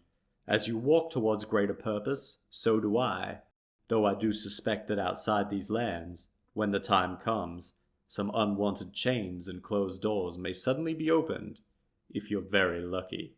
Samity winked. The strange god tapped his long cane in the mud, then vanished. Jesse stood there, utterly bewildered. His earlier despair was completely gone. If anything, the appearance of the self-proclaimed god had awakened a sudden sense of destiny in him. Whatever his path beyond Vietnam was, right now, he had to get out of this country. He couldn't stay here, in the rain and in the muck, feeling sorry for himself. He had all the knowledge and tools he needed, readily available, in the now deserted compound. Jesse again surveyed the drenched, stinking corpses being swallowed by the mud and shook the regret from his mind. These were events bigger than him, and holding on to the notion of a higher purpose would get him through this. Jesse made a mental checklist. He needed to get out of the rain and find some clothes. He would bury the dead when the rain abated. Once that ghoulish task was accomplished, he could prepare his ambush. In a few days, a boat was coming down the river. Haste was Jesse's singular focus as he traversed the quiet compound. The sky didn't look to offer any reprieve from the ceaseless torrent as Jesse began his grim task. He dug hole after hole, blinded by the wind and thudding drops. The ground didn't give easily, but this didn't deter his lonely figure. Silhouetted beneath the storm, the grave digger worked for hours on end. His muscles ached, yet he continued with the determination of a damned man, seeking a glimmer of redemptive salvation. As Jesse patted down the thick layer of earth consuming the Greek, he murmured, "I'm sorry." It was the only person he spoke any words for. When, at last, every remnant of a person had been collected and buried, Jesse collapsed where he stood. Sleep had been tugging at the corners of his mind for hours, and he finally let it overwhelm him. Jesse woke to an eerie silence beneath the shining sun. He'd always known this place to have a hum of activity, yet now he was the only person here, standing solitary among the small dirt mounds covering the dead. He found the silence unwelcome. Jesse sucked in a deep breath full of purpose. He had work to do. As a cop, Jesse had always been organized. Still, being probationary, it was expected that he would take on additional work with enthusiasm. Playing the game, Jesse called it. To get anywhere in a government organization, you had to play the game. Jesse located the areas where he'd loaded boxes and boxes of stolen military-grade explosives in the weeks prior. Power source, arming switch, firing switch, detonator, he told himself. Jesse was no pyromaniac, but as a kid, he'd experimented with rudimentary pipe bombs. He'd also done some basic explosives learning in his police training. His goal was to construct a series of traps designed to distract, but not kill. As the rain began again, pouring down the metal roof in a deafening cacophony, Jesse bent over a soldering iron and worked. He found switches galore, along with hundreds of meters of wiring. He concluded that tripwires would be almost invisible in the jungle. While his plans had seemed easy in his head, constructing working circuits proved fraught with danger. Almost blowing his fingers off quickly taught Jesse not to jam a detonator into small amounts of explosives before testing his circuit. It took the entire day, but he finally fell into a groove with a system that worked.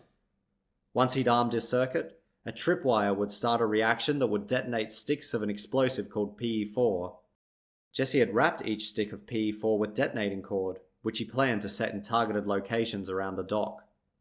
It was hard to visualize without actually seeing the dock, but he only wanted to make one trip. The longer he stayed here, the more he risked affiliates of the drug runners showing up. He was also concerned with not knowing how much of a bang the PE4 would produce. As its packaging was labeled high explosive, he assumed one stick per tripwire was all he needed. His goal was a quick series of explosions all around, disorienting the drug runners and allowing Jesse an opportunity to commandeer their watercraft. After that, it was anyone's guess. A river would lead to a town, and a town could lead to Jesse's salvation. What would he do then? Without the Greek, he wasn't going to the Vatican, and it was now clear he was too dangerous to live in normal society. Problems for later, Jesse murmured as he worked. Late on the second day, Jesse secured what essential supplies he could in a backpack and loaded his explosive traps into the back of a rusted old four-wheel drive, the keys for which he'd stolen from the belt of a dead man. He was going north to find the river. Soon enough, Jesse would be a free man again, if everything fell in his favor. Chapter 5. Ambush. November 30, 2019. Vietnam. The whir of an outboard motor cut through the chorus of the forest like an unwelcome guest knocking at the door to Jesse's mind. Reality returned to him, along with focus and adrenaline. Everything was ready. He'd found himself temporarily lost, drifting off to faraway places as he listened to the particularly throaty call of a nearby bird. The dream of his former life faded as quickly as it had appeared, leaving Jesse somewhat dazed. He was rather surprised at himself when he discovered he'd barely thought about Kayla over the last couple of days. In fact, he'd hardly remembered her existence during his month-long incarceration in the compound. Clearly, that had been nothing more than a relationship of convenience for him, which felt oddly shameful to admit. Still, that was the past. The danger of the present grew with each sputtering cough of the approaching motor. Jesse pulled a pair of binoculars from his rucksack and peered through the perfectly curated gap in the foliage. He was hidden on the far bank from the dock. He'd walked for miles up and down the length of the waterway and hadn't encountered any other structures, meaning this jetty had to be it. He could see one of his tripwires glinting in the light, invisible to all but him. Though none could ever spot Jesse's hiding place, he'd taken every step possible to become a ghost. His exposed skin was coated with thick, gooey mud. He wore military-style fatigues he'd found at the compound. Beside him was a fully loaded rifle, partially covered by ferns. Carrying the weapon across the river while preventing it from getting wet had been a challenge Jesse had risen to. He'd wanted it here for Overwatch, but had no intention of using the gun. This was going to be a mission of stealth and subterfuge. Being ever cautious, Jesse had buried a similar pair of weapons near the jetty, though he hoped not to need them. If all went to plan, Jesse would be out of here before anyone noticed his presence. He peered down the river. He couldn't see the boat yet, but was sure it was only minutes away. Yesterday afternoon, a large drone had come screaming across the forest at breakneck pace. Jesse had expected pre-arrival scouting to occur, but not in such a technologically advanced way. He dived into a dense brush as it zoomed overhead. Since nothing had followed up its patrol, Jesse remained confident he hadn't been seen. The sleek black shell of the drone flickered in Jesse's memory, then transformed. A haunting image lingered at the forefront of his mind. It was a skull mask with brilliant golden eyes beneath it. The hairs stood up on the back of his neck. Was that man, the one who considered himself a god, here? He said he'd be watching over Jesse. "Give me some luck," Jesse murmured, hoping he was talking to more than just himself. The boat entered Jesse's field of view, slowing as it approached the jetty. It was not well maintained, with a paint-stripped hull and formidable holes in its side. There were 8 men crammed into the small space offered by the vessel.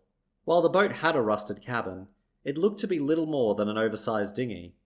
As Jesse suspected, each man had a rifle slung over his shoulder. Yet, they all looked relaxed. Evidently, the news of the nearby massacre hadn't filtered through the forest to the wider criminal network. Jesse's plan was simple.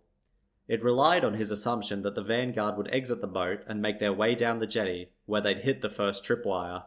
This would set off an explosion, drawing, hopefully, all the men into the forest's tangled depths, where further blasts would sow confusion. Jesse, meanwhile, would swim across the river, commandeer the vessel, and get away. Naturally, Jesse had assessed his plan for faults, and had found dozens. But that didn't matter. He felt strong, fast, and powerful, almost unstoppable. The full moon transformation had reshaped his body to an exceptional degree, and he would use his profound new fitness to get this done. Loud voices carried across the wide waterway, cutting Jesse from his thoughts. He didn't need a translator to understand the annoyed utterings of the drug runners. There wasn't a soul present to greet them at their designated meeting point. A pair of men raised their weapons and cautiously scanned the environment, suspecting foul play. A mosquito buzzed past Jesse's binoculars, appearing monstrous as it struggled to find a patch of bare skin on the mud-soaked man. He was too tense to dare even swat at the annoying insect. Jesse adjusted his bulk and his eyes followed the men moving along the jetty. When they reached the final rotten plank, they hit the taut, near-invisible piece of fishing line suspended between the trees. Bang! The explosion carried a brilliant cascade of splinters as an unseen tree was vaporized. Jesse felt the blast in his chest as it careened across the river, its shockwave disrupting the normal flow of air. The stick of military explosive was far more powerful than Jesse had anticipated. It had thrown both men off the jetty and sent them tumbling down the steep bank of the river. Confused shouts came from the boat, and all but one of the drug runners ran to assist their comrades. Fortunately, there was no easy way to access the riverbank, meaning the men had to weave into the dense forest. In their haste, the group hit 2 more tripwires. The explosions boomed as Jesse's heart raced. It was now or never. He crawled forward on his hands and knees, brushing aside the leaves as he slithered down the bank. With a small splash, he submerged himself in the icy water. He saw the mud exit his skin in droves and float downstream. He cursed his own stupidity. Obviously the muck would wash away when he swam. How had he not considered this? Disguises didn't matter now anyway. He took in a deep, sucking breath and dived, moving towards the boat with long, powerful strokes. Another explosion reverberated through the water. The 4th tripwire had been hit. Despite how he strained to hold his breath, he could not. The length he had to cross was too great for one gulp of air. Jesse had to surface to breathe. A new sound assaulted his ears. Gunfire. There was a firefight happening in the forest. Someone other than the drug runners had arrived, though that didn't make sense due to the remoteness of the place. It was either reinforcements from the compound, or another group in the vicinity that had been drawn here by the blasts. Jesse pushed on, diving back into the murky grey of the river. His hand hit the hard outer shell of the vessel, and he rose to draw in another satisfying breath. The rate of gunfire had increased, and there were more explosions, though not of Jesse's making. Grenades were being thrown. Just what the hell was going on out there? Jesse pulled himself into the boat, then swore. Despite the chaos, one drug runner remained. His gleaming rifle muzzle was pointed right at Jesse's soaked head. "Bunlai!" he shouted. Before Jesse could respond, the drug runner exploded in a cacophony of bullets and blood. Panicked, and remembering the horror of the killing field, Jesse stumbled backwards, the entire vessel shifting under his weight. The undergrowth shook as 2 men appeared at the end of the jetty, their guns aimed at Jesse. They were wearing military fatigues, but unlike his, theirs were legitimate. They also had bulletproof vests that appeared to be lined with silver. Jesse had seen similar before, though not here. It was the night he'd fled Cairns. The AST agents had been wearing body armor lined with silver. "Get on your stomach! Now!" one of the soldiers commanded, in his distinctly Australian accent. Jesse just stared at him in bewilderment, contemplating compliance. Somehow, events here had taken a bizarre and inexplicable turn. More gunfire came from the jungle, causing the 2 soldiers to dive in alarm. Jesse felt the rush of wind as a bullet escaped the forest and whizzed past his left ear. There was a sound like a diminished helicopter high overhead. Jesse looked skywards and saw a large black drone hovering 30 meters above him. AST. The drone hadn't belonged to the drug runners at all, but the AST, Jesse thought grimly. They'd found him. A new face emerged about a dozen meters away and yelled at Jesse. This time, it was one of the Vietnamese criminals, bleeding from a heavy gash on his forehead. Jesse saw the man pluck a small cylindrical object from his belt and toss it into the boat. After bouncing a couple of times, the object came to rest at Jesse's feet. He gasped, his feet moving faster than his mind could order the action. As Jesse dived, the grenade exploded, transforming the rear portion of the boat into twisted metal scrap. He tumbled through the grey depths of the river, disoriented and feeling the biting sting of a ribful of shrapnel. He breached the surface, choking and spluttering. Jesse swam beside the sinking boat and clung to a series of tree roots, descending the steep bank. The firefight in the forest seemed to have intensified, with intermingled Australian and Vietnamese voices springing up between bursts of bullets. Jesse quickly determined that he had no choice but to head back into the green depths away from here. With impossible strength, Jesse pulled himself up the bank, the roots threatening to crack at any moment. Still, their stretched sinews held on long enough for him to clamber around a tree and push into the forest. He quickly came across the bodies of 2 Vietnamese men left amongst the leaf litter. A shadow shifted nearby. Then, Yet another weapon was pointed in Jesse's face. It belonged to a skinny, red-haired man in black body armor. He wiped the sweat from his brow and asked, "Jesse Billiau?" Jesse did nothing. Being confronted with his own name proved to be disorienting. It felt like a lifetime had passed since he'd last heard it. The man pressed the button on his radio's handset receiver and stated, "Got him, boss. Just east of the jetty." "Roger. On my way to you." Jesse knew that voice. "Turn around and put your hands on your head," the man ordered. Jesse did as he was told, though clumsily. It was as if he'd lost all sense of himself. Focus, Jesse thought. Was this what he wanted? To be captured by the Australians after all he'd endured? Of the little he knew right now, he was certain that wasn't a favourable outcome. If he was just east of the jetty, then that meant somewhere nearby, attached to a particularly gnarled tree, was a tripwire. With any luck, it hadn't been triggered yet. The soldier pushed Jesse in the back, forcing him to walk. Jesse desperately scanned the wall of green for a familiar landmark. Yes! There it was! He saw the tree. His eyes moved to the thin, glinting line coming off its base and stretching to a sapling a few meters away. Jesse turned and sprinted. The soldier fired a warning shot into the air, though it was lost amongst the rest of the noise. Jesse knew the man would have no choice but to follow, as the trees were so dense that only a moment of separation could give him the chance to vanish. Jesse leapt over the wire, his feet displacing the dead leaves around it in a plume of colours and shapes. The soldier didn't mirror his fugitive's jump, to his detriment.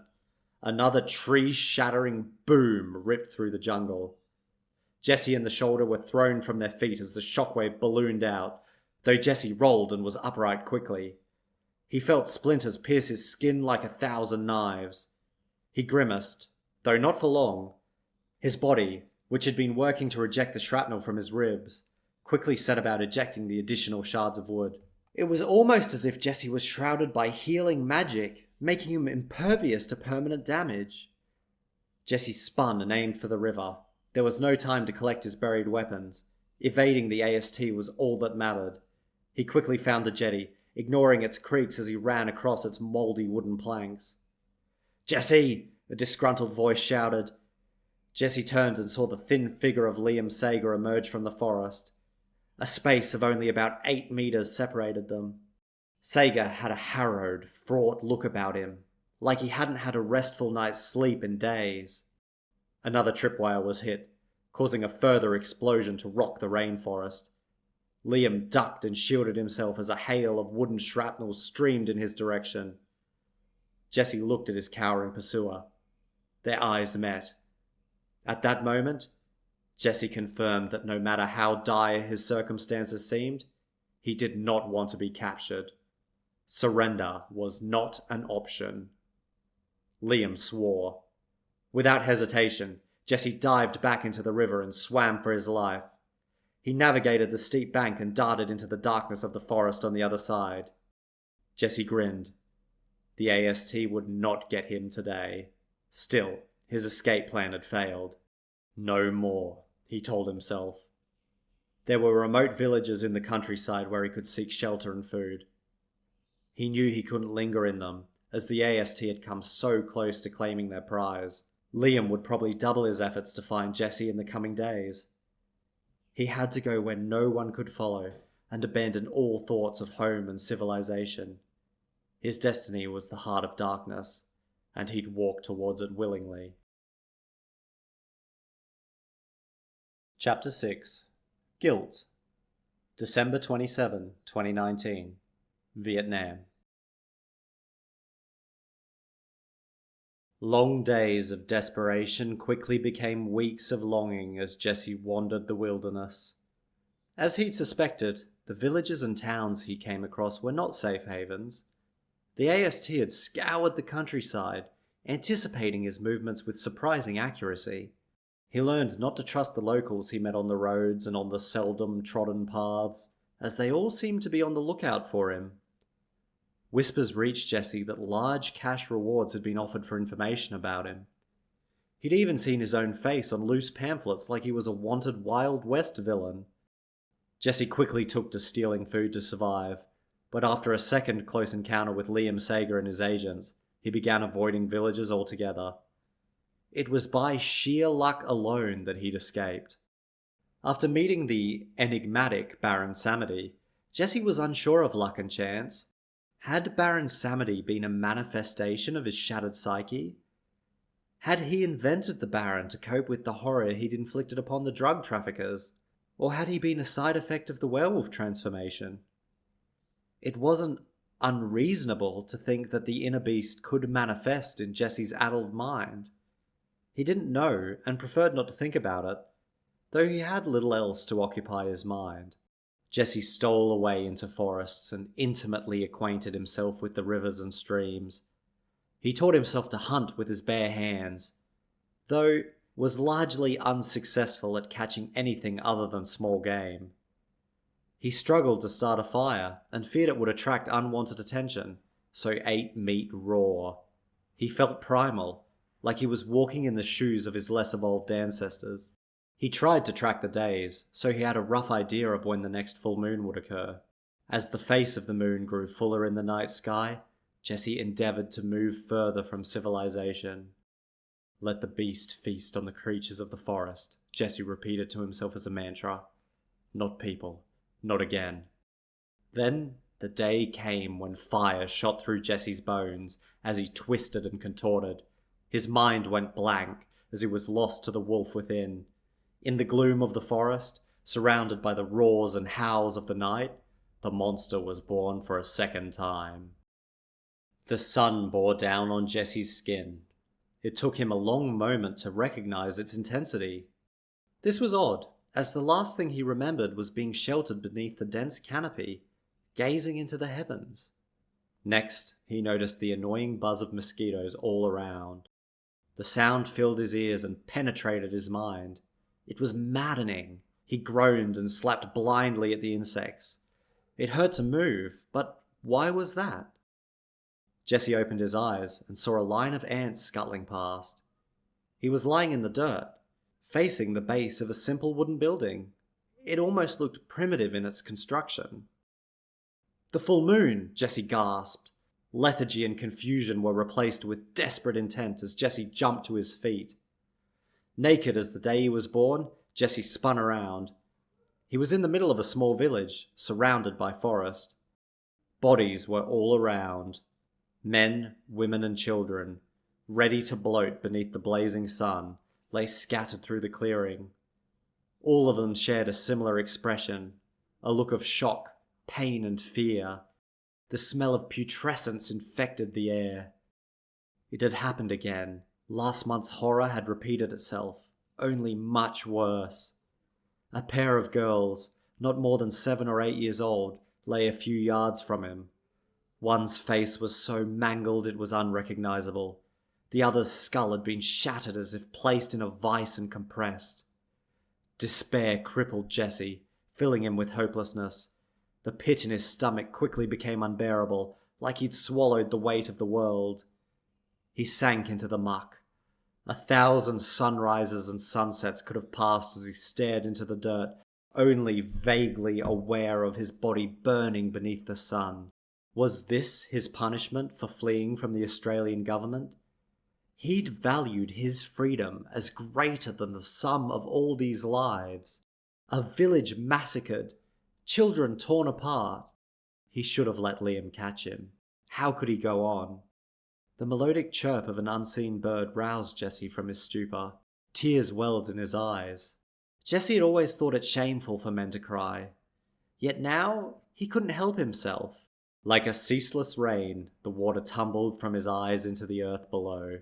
He'd truly tried to go as deep and remote into the forsaken jungle as he could, yet the wolf inside him had found its way to victims.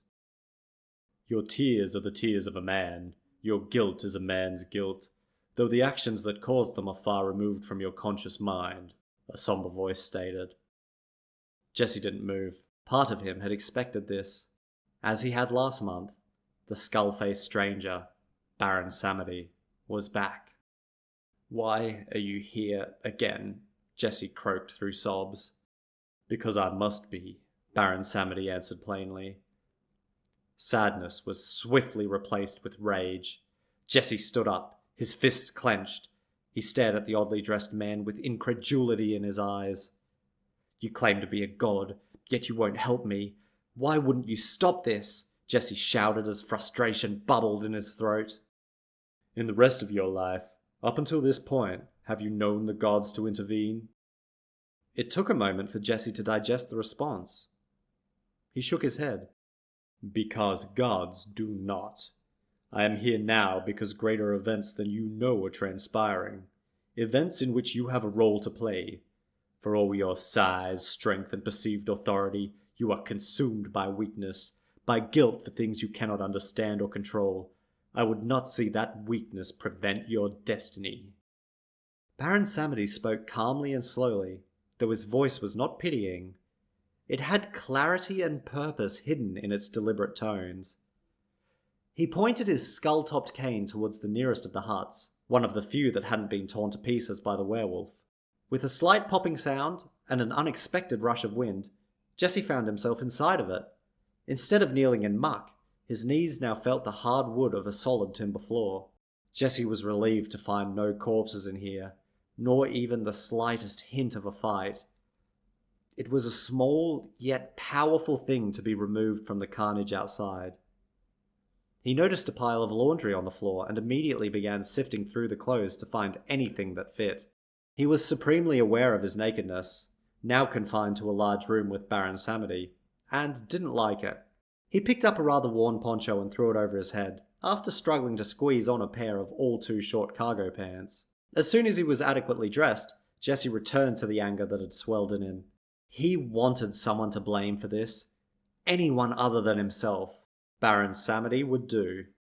Baron Samedi peered at Jesse with an unreadable expression, as if expecting the coming outburst. "Why are you here?" Jesse asked for a second time, venom in his voice. The Baron pointed his cane at the empty table. A large bottle labelled spiced rum and 2 thick cigars appeared. The Baron picked up a cigar and placed it between his teeth. It lit without the presence of a flame. "Help yourself. These are 2 indulgences I particularly enjoy," the Baron smiled. "I will be outside, digging holes for the dead." Again, guilt washed over Jesse. "I will help," Jesse spluttered. Baron Samedi shook his head. "Rest and relax, Jesse Billiau.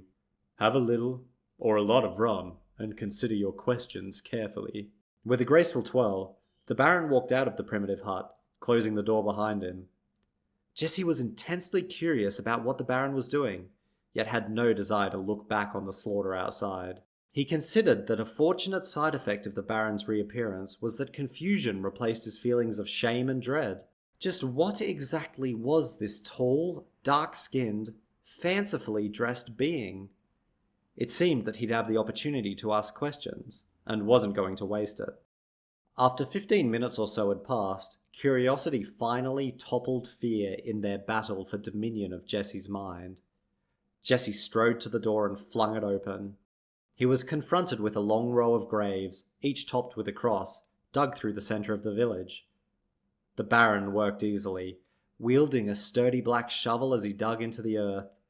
Smoke rings from his cigar rose and dissipated above his tall top hat. Quite the odd spectacle was taking place at the far side of the graves. A circle of creatures, roosters and goats, though of no type Jesse had ever seen, appeared to be blocking something from view. Each animal was black as the night with golden eyes. One of the ominous goats spotted Jesse and released a small, mournful bleat. It shifted ever slightly, revealing enough of the hidden object to horrify Jesse. The bodies of the children were laid out, side by side. Jesse almost threw up. He moved to rush back inside, but was halted by Baron Samedi.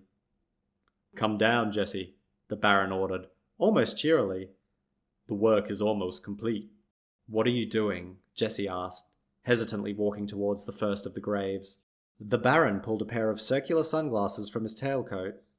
Jesse noticed that the glasses were broken, as one eye was missing its tinted black lens. Unconcerned, the Baron put them on and looked around, nodding as if satisfied with something Jesse couldn't perceive. The dead are with us, the Baron murmured.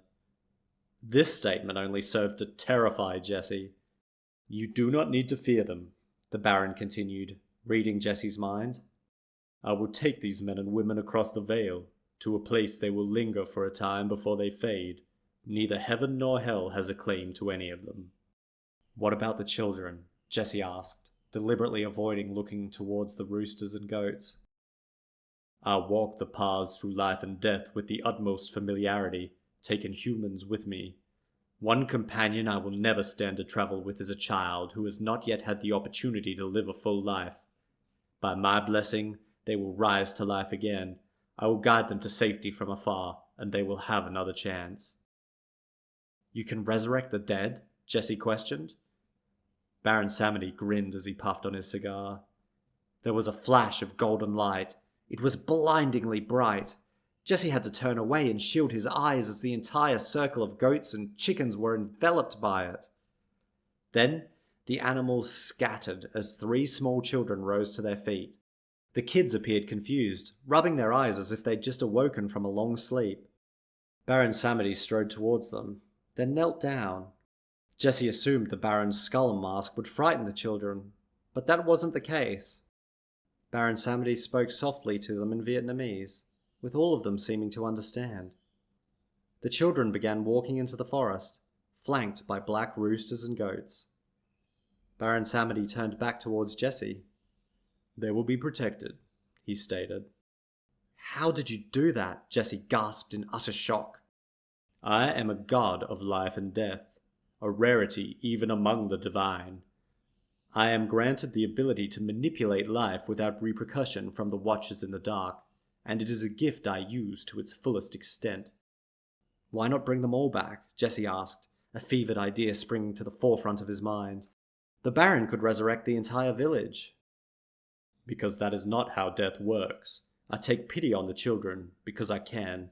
But life is meant to end, whether by sudden accident or werewolf massacre. When your time comes, I, or another, will greet you, and you will fade from this world. That sounds like an excuse, Jesse derided, feeling anger bubble up in him again. Baron Samedi gave Jesse a stern look. A look that he interpreted as, I am a god and you are not. You can undo what I've done. You can make it right. So make it right, Jesse demanded. No, the Baron stated. Go back inside. I will return when the children are safe. Drink the rum. It will calm your mind. As he ever so annoyingly seemed to do, the Baron vanished into thin air, leaving Jesse arguing with no one. Perplexed at witnessing a miracle in real time, Jesse concluded that his best course of action was to return to the hut and wait. After a time, the Baron appeared in the doorway. He sat directly across from Jesse and picked up a mug. He poured from his rum jug until it was full, then filled a second cup for Jesse. Looking content, the Baron swirled the mug's murky brown contents as he removed his tall top hat and placed it gently on the floor. Then, much to Jesse's surprise, he removed the skull-shaped mask. Jesse was taken aback by Baron Samedi's youthful appearance. He had a strong jaw and short-cropped hair. Even without the mask, his eyes still shone with a mysterious golden gleam. Drink, the Baron ordered, and Jesse did so. The rum was unlike anything he'd ever tasted. It wasn't like he was swallowing a liquid, but more like a vaporous gas flowing from his cup. It was smooth, yet burned slightly. Made by slaves of the French a long time ago, the Baron hummed, as if lost in memory. What are you? Jesse sighed, feeling as if the thing across from him would never give a clear answer. Wasn't that the way of the supernatural? I am, for the time being, your guardian angel, sent to ensure you don't deviate from the path on which you now walk. An angel, Jesse scoffed. Right. Baron Samedi raised an eyebrow. With what you have seen, you would doubt this claim? Angels and gods? It's silly. And werewolves aren't? Jesse paused and considered this. Doubt at Baron Samedi's claim of being a god had gnawed at him since their initial meeting. And yet the man had clearly resurrected the dead. I suppose with all that's happened to me, I shouldn't outright reject your claim of being a god or angel. I am change incarnate, the Baron mused as he crossed one leg over the other. And not in the ways you might think. I am the change from life to death, sure, but more than that. I was once a lesser being. I faced great change, as you do now. What you are does not always determine what you will be. I've never believed in destiny, Jesse shrugged. Nor should you, the Baron smirked. It's silly. To wait for fate is a fool's purpose. We make our own destinies. But then, all of this was thrust upon me. I didn't choose to be bitten. I didn't choose all this death. And still, here you sit, in a shack in Vietnam, across from the voodoo Loire of death. Extraordinary circumstances. What are you? Jesse asked again, impatience in his voice. He didn't know anything about voodoo other than it was some kind of satanic religion focused on black magic. Voodoo is not satanic, nor is its magic evil, Baron Samedi frowned. Voodoo is far closer to your traditional religions than you might realize. While you call him God or Yahweh or Jehovah or Allah, we call him Bondi, the supreme God, or the one God. How can there be a one God if you also claim to be a god? Humans and their stories have confused things. There were and are many gods. When the angels of heaven spread their war into Africa, many of the old gods fought and perished. Some fled, while others bowed to the new regime. A war? Jesse asked. Despite being raised Catholic, he didn't know much about religion. Yes, a grand war that smothered the earth. Angels fought across the world to gain power and influence. It started in the Roman Empire, and then spread. Baron Samedi paused and stroked his chin, as if considering how best to continue without confusing Jesse. Angels are real as your werewolf curse and much deadlier. I was one of them. 1700 years ago, when the Great War began, I followed my commander into the underworld with my brothers, and we fell into fire and darkness. I don't really follow you, Jesse interjected. Do you know what it's like to be lost and hopeless in the absolute darkness of an inescapable pit? The Baron asked. Jesse's mind journeyed back to the pounding current of the storm drain. He did, in fact, know the feeling well. He'd carried that fear through his entire adult life. The Baron smiled knowingly and continued. It twisted and warped me beyond recognition. You see, Jesse, that is why I am here now. Your mind is weak. You do not seem to grasp that true greatness comes from difficulty, and it bothers me. The moment you were bitten, you became uncontrollable death, whether you would want it or not. You cannot control it or run from it, so you must learn to accept it, as I did. I can't see myself ever accepting this horror, what I've done. It is an old cliché, though it is pertinent for you to understand that without the darkness there is no light. From your pain, guilt, and suffering, a greater man than you could have ever been will be born, if you simply choose the right path on the forked road before you. Have you seen what my life has become? Jesse croaked, feeling the weight of months of sorrow on his shoulders. My story isn't a happy one, and I can't see a way to change it. The Baron contemplated this remark for a long moment. In many ways our stories are mirrored, Jesse Billiau. I will tell you mine, though you may only grasp a little of it, as you are woefully ignorant of the higher order of things. Still, you will listen, as in time it will all make sense. The Baron took a deep sip of rum. I was not a god, at first. I was an angel of heaven, a construct of God designed to be an elite warrior. My name was Samyaza, and I fought under the banner of the Gladius Vaticanus. Our war did not go well. What happened? Jesse asked. We ran afoul of an ancient being named Tartarus, and we were trapped for centuries with no light and no hope. When we were released, I found myself afflicted with malice, and insatiable resentment, like a hunger that couldn't be sated, consumed me. I became a monster, a demon of the fires of hell, delighting in the torment of humans, though I never fell to the levels of pure savagery that dominated my brothers Belial, Astaroth, and Asmodee. I was not innocent. A day came when heaven and hell sealed the unseen paths. 5 of my kind. No longer angels, but something worse. Corrupted creatures we were. We're tasked with remaining hidden on earth, in service of my old master's will. The Knights of Hell is what we were known as at the time. We were free of the screams of the already tortured souls and let loose on an unsuspecting world. I guided the hands of masters as they tormented their subjects, and I set brother against brother in orgies of violence. My hands were not black, but red with the blood of humans. Then she came. An almost dreamy look washed across Baron Samity's face. Jesse knew that look in the way many men did. It was a look of love. Maman Bridget, hair as red as flame and skin as pale as porcelain, found me. A goddess and a beauty like I'd never known.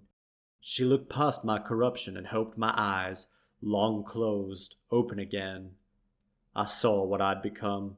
Where once I had purpose, I'd become a beast of base instinct, a monster. She wasn't an angel? Jesse asked. No, she was from Ireland. An old god of that land who'd been spared by the angels and put into their service. She was a guardian of the past and of heritage. She endeavored to help the suffering humans, in the ways she could. She had her purposes for siding with the angels, purposes we will discuss in good time, I think. It was thanks to her that something miraculous happened. I found a place that belonged to me and a role I was meant to fulfill. I apotheosized. I shed my deformity as a fallen angel and became a god in my own right. Samyaza was a different creature. I became Baron Samity. With a cast of other surviving gods, we gave our people a new way to worship, something that combined the victory of God with their heritage from the old lands. We let them dance in celebration of the old and new, free from foul purpose. Voodoo was born. The angels did not care about a new religion, so long as prayer was directed in the right place. I was completely severed from my twisted brothers and old master in hell. The 5 Knights of Hell became 4. I know this doesn't mean much to you, Jesse, but it will. Your tale has only just begun. While a monster you may be now, with much suffering to come, you have the potential to rise greater than all those in your lineage. So, drop thoughts of death and release from your current predicament. I will not come to the wails of your despair a third time. Redeem the horrors of the wolf with the actions of the man. What should I do? Jesse asked. Isn't that a mighty fine question? Baron Samity chuckled. Go deep into the forests of this land. Run from those who would pursue you. Embrace the pain, the loneliness and the longing, for they will be your only friends in the months ahead. To run away from everything. Isn't that the opposite of the moral of your story? Jesse frowned. Your critical mind may serve you well in the days to come.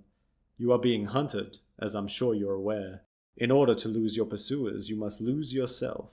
Shed your identity as a man of the world and embrace the wilds. When the time is right for you to emerge again, I will return to you. You have my word. Jesse shrugged. Who was he to ignore the advice of a god, if that's what Baron Samity truly was? Maybe he was a devil in disguise, but even so, did Jesse not deserve every punishment a devil could deliver? Good, Baron Samity smiled, reading Jesse's mind. The jungle calls. Jesse got to his feet and began to run. He didn't know why, but he felt like he should. He bounded out the door, past the graves and into the darkness of the trees. Baron Samity's voice rang in his ears as he ran. The months ahead will be hard. Despite the beast within, you will never truly belong. Fear the beasts of this land, and fear the full moon. Chapter 7. Beast. 2020. Somewhere in Southeast Asia. Jesse was adrift in a sea of memory as he strolled through the sparse broadleaf forest. His eyes swam in the brilliant blue of the sky as he went where his bare feet took him. The ground was coated in a thick layer of dead leaves that provided satisfying crunches as he stomped on them. A light breeze ran through the myriad of tall trees surrounding him. Bamboo was becoming more common, which Jesse assumed meant he'd travelled far enough for a change in geography. Where he was, he didn't know, and right now, he didn't particularly care. Of all the topics that frequently swam across Jesse's mind, Today's was monsters. He'd been fortunate enough to come across a stash of old books in a Vietnam War-era structure, all in English. Many had been damaged beyond legibility by the elements, though a good dozen had survived, and Jesse had devoured them. In his wild world without a TV or movies, he'd forgotten how engrossing a book could be. There'd been one large tome dedicated to describing mythological creatures. Naturally, Jesse had dived into it in search of werewolves, and learned a lot. The curse indeed came from Greece, and had started with a man named Lycaon. He'd also learned that Greek myth held a bizarre array of odd creatures, leaving Jesse wondering how many of them were real. Unfortunately, the book had no mention of gods like Baron Samedi. Still, Jesse found himself reading it front to back, over and over, in the hopes of better understanding the curse that afflicted him. Ironically, he'd decided that in a world of potential monsters, being a werewolf wasn't the worst possible outcome. He'd left the denser portion of the forest behind as he'd moved steadily downhill, traversing the southern ridge of a canyon. He admired the beauty out here. The landscape was vast and untouched, with a primordial air about it. The stink and corruption of humanity hadn't touched this wilderness. Life was abundant and rich in its diversity. Jesse had learned to tolerate his perpetual hunger, as best he could, scavenging when an opportunity presented itself. Food. Jesse paused. There was a faint scent being carried in the breeze. It was meat, and it wasn't rotten. There was a dead animal nearby. Jesse began sprinting like a madman. His inner optimist prayed that a deer had met its untimely end nearby. If he could start a fire, he could feast. A deer could provide several days' worth of food. His clumsy human body, despite being supernaturally enhanced, wasn't suited to hunting such agile prey. Venison could be a real treat. As Jesse followed his nose, the forest grew sparser. Fields of grass with small yellow flowers greeted the unkempt traveller as he rushed carelessly forward, not concerned with alerting the local wildlife to his presence. Jesse had come across bears and jackals in his wanderings. He hadn't dared tangle with a bear, but the jackals were skittish and could be frightened away with a stick. I hope it's jackals, Jesse prayed as he leapt over a decaying tree. He pushed through a swath of green bamboo stalks and emerged by a small clearing. A deer, quite obviously dead, was lying half submerged in the shadows of the trees not more than a dozen yards away. The leaf litter around it was stained red, and there were clearly injuries to the beast's neck. Something powerful had killed this animal. Jesse scanned the clearing, noting its eerie stillness. Though nothing seemed particularly untoward here, there was no movement in the dense brush shielding the forest. He didn't want to wait for a predator to return for its prize. His impatience directed his actions. Forsaking the cover the environment offered, Jesse strode into the long grass. As the light of day bathed his lonely figure, everything changed. Jesse's pulse quickened. His senses grew instantly sharper as his body responded to an unseen threat. His muscles tensed, ready to fight or flee on his command. Something was here. Something that was used to hiding. "Show yourself," Jesse growled through gritted teeth. A much more sinister growl reverberated through the undergrowth in response. Jesse snapped left and saw the brushes moving. He caught a flash of orange as an obscured figure darted through the shadows. Then, it was still again. The soothing caress of the breeze returned as if the danger had never been present. Still, the thickets engulfing the sides of the clearing had taken on a menacing quality. Jesse stood frozen in place, not daring to move an inch. It wasn't a greedy impulse, but fear that commanded his actions now. He looked back at the deer. Its soulless, vacant eyes bore into him as if their nothingness held a tremendous warning he'd failed to heed. "I will leave you to your prize," Jesse announced, hoping that the lurker in the undergrowth would understand his meaning and let him depart without incident. After waiting for a minute, Jesse began backing towards the trees. His eyes continuously scanned the area, preempting the signs of an attack. Nothing. The tree line was now within arm's reach. Just a few more steps and he would be free of this unseen hunter. The hairs on Jesse's arms stood erect, preventing him from taking the last lunge backwards. He turned, sensing the danger that now lay directly behind him. The attack came fast. A blur of orange and black exploded from the undergrowth. The mound of muscle and fur barreled into Jesse, knocking him into the clearing. Long yellow claws ripped at his exposed chest, splashing crimson blood across the grass. Jesse was instantly aware of the pain overwhelming his nervous system. He quickly comprehended the immense proportion of his foe as its weight crushed him. With its blazing orange coat and deathly yellow eyes, the tiger loomed over him like an ancient jungle god. It bared its teeth, then roared. The shock and fear passed quickly. Jesse's survival instincts kicked in. The tiger's menacing canines gleamed in the sun as it thrust them towards Jesse's throat. His fingers moved like lightning, catching the beast's head by its upper and lower jaws. Saliva ran across his hands and down his arms as the beast struggled to finish its prey. It moved, its claws slicing across Jesse's stomach. His skin tore and his muscles convulsed, but he didn't relinquish his grip. Even the merest flinch now could spell his end.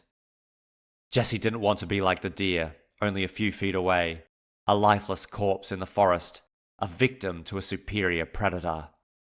"I am the predator," Jesse screamed, mustering all his strength as he pulled the big cat's jaws apart.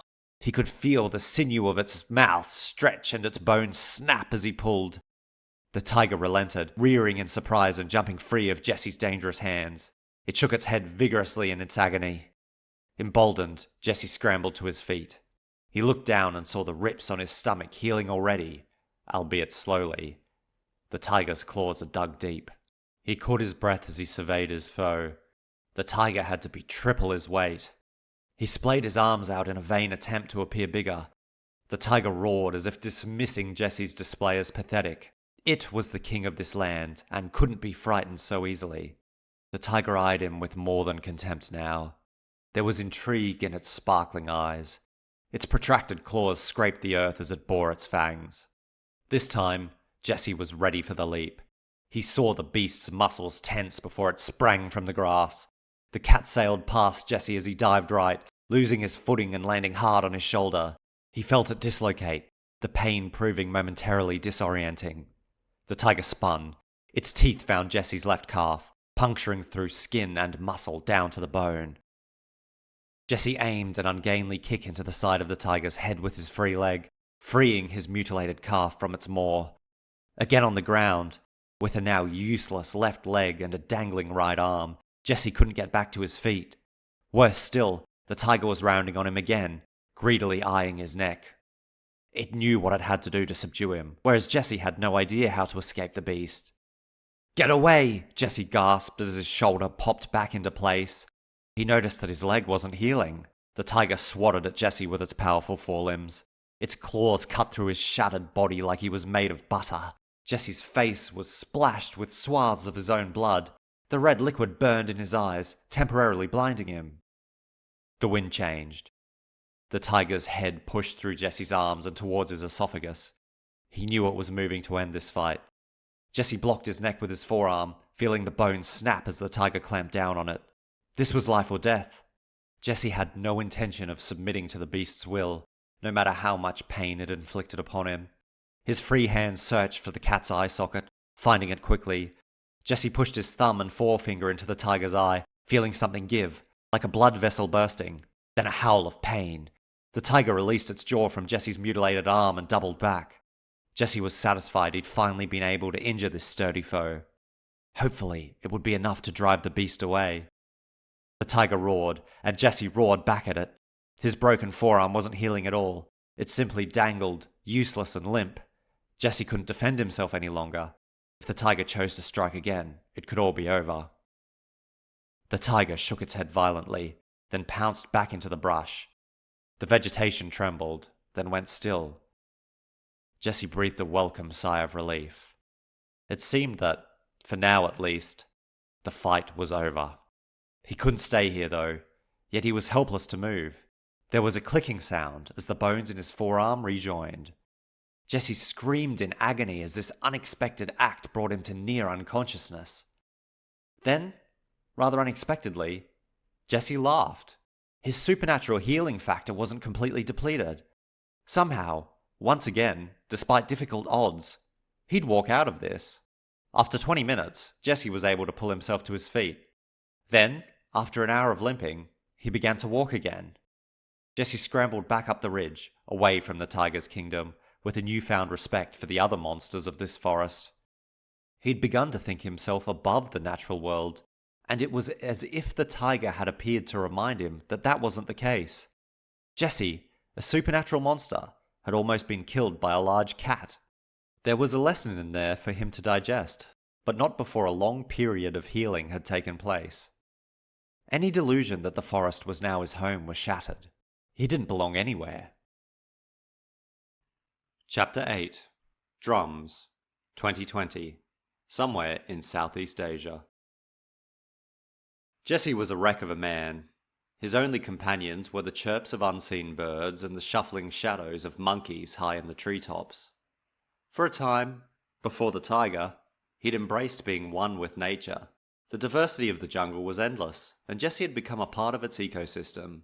He could smell, hear, and see so clearly now. A clarity that was almost spiritual in nature enveloped him, or so he'd thought. Jesse wasn't like a child suckling at the teat of the earth. He was an unwelcome parasite in a foreign land. He knew he didn't truly belong, and never could. A deep, irrepressible part of his psyche longed for the comforts and regularity of civilization. The animals avoided him, smelling his unnatural affliction. This only served to reinforce Jesse's feeling of absolute isolation. The struggle for survival had become an all-consuming objective. One mistake could spell doom, though Jesse had numerous advantages. His injuries, no matter how grievous, healed quickly. He'd fallen down steep embankments, accidentally impaled himself on a branch, and been shot at when he'd stumbled across poachers. Yet, he always recovered as if nothing had happened. Jesse's body was racked with additional scars besides the werewolf wounds. He'd quickly learned that his magic healing factor had a limit, and he had to be careful not to exceed it. Jesse's hair was long and matted with mud. He had a scraggly beard dominating the lower portion of his face and neck. He could hardly recognize himself when he caught glimpses of his gaunt figure in the still forest pools. Who was this emaciated stranger staring up at him with wild eyes? His diet consisted mostly of rats. How he longed for home-cooked meals and a warm place to rest. But it wasn't meant to be. He was a monster, and not fit to be in society any longer. And yet, thoughts of his family and friends couldn't escape him. He wondered where Josh was now. Was he still a lab rat? At least Jesse had his freedom. Months passed in loneliness and dread for Jesse Billiau. His transformations had always left him disoriented and confused, but at least he didn't wake up surrounded by innocent victims. The werewolf inside seemed content to hunt in the forest during the full moon. Its long-range wanderings kept Jesse far from the reach of the AST, who'd almost caught up with him once or twice. Jesse stuck to the deepest, thickest parts of the jungle to avoid being tracked.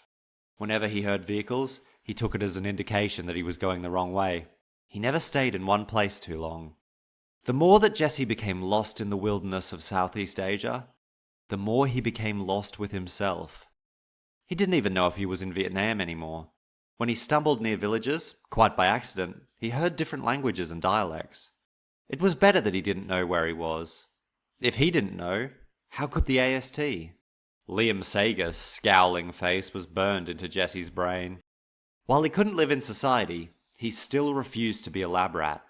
Jesse was a monster, cursed to live among the beasts of the land. This was his life. On an uncomfortably warm night, Jesse was woken by an odd sound. There was a series of far-off hollers and hoots carrying on the breeze. It was as if a monumental party was happening out in the forest. But that was impossible. Jesse was sure he was far beyond the reach of human habitation. Jesse got to his feet, listening keenly. It wasn't just sound. There were smells too. The aroma of people. Dozens of people. His tiredness quickly abated as this new mystery revealed itself. Jesse had adapted to the night. He could see well enough and found a thick tree to climb.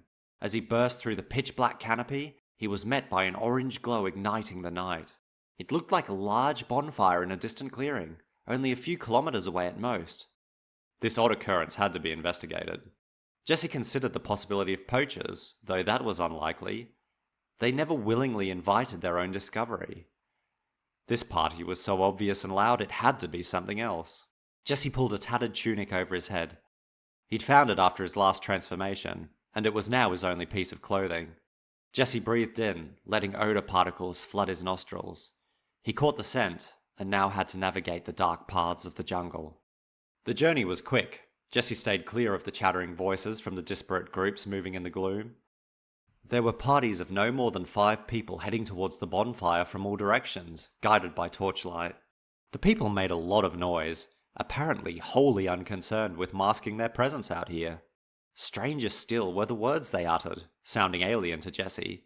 There was something about these wanderers in the night that Jesse found unsettling, as if to be in their vicinity was to trespass into an ancient and unknown sin. Where they converged was madness unlike Jesse had ever seen. This meeting in the forest had no organization or structure, other than the enormous circle of fire burning amongst the trees. As soon as the men and women were bathed in the orange warmth from the tall, manicured flames, they undressed and moved into a mass of dancing people. Jesse couldn't make any sense of this. The people flailed and danced in the firelight as if gripped with unhinged ecstasy.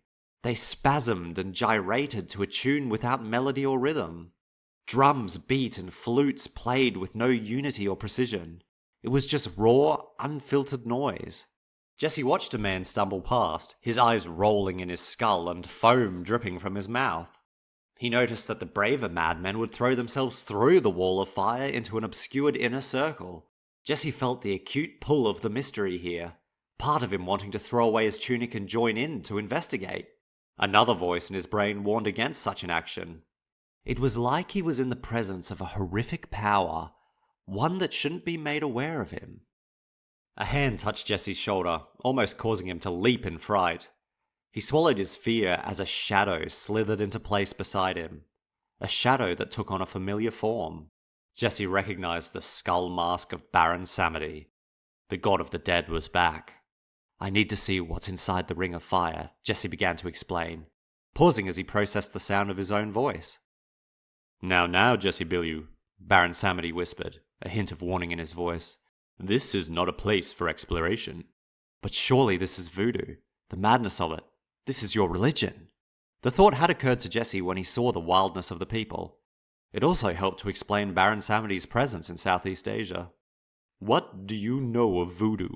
The god asked. Jesse paused. He actually knew nothing about the Haitian religion. The image of a doll with pins poking through it popped into his head. Nothing really, Jesse mumbled. Baron Samedi didn't appear to find Jesse's ignorance insulting. The first voodoo temples were built where African slaves ran away to pray.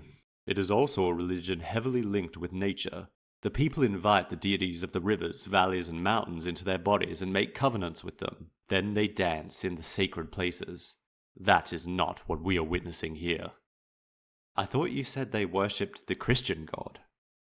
I'm glad you remember. Yes, God is the supreme deity of the voodoo religion, but the old African gods act as guiding spirits to my followers.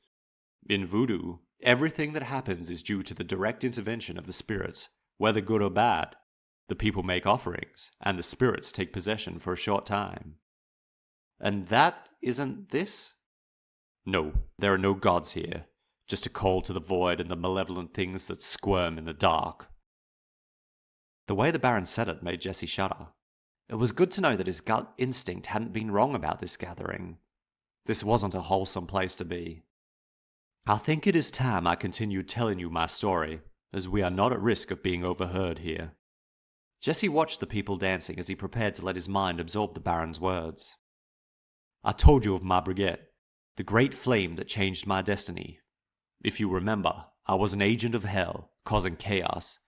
My brigade served the church, though I never told you why. Why would a god of the old world be willing to serve the power that destroyed her home and ended her way of life? Because she saw a greater threat.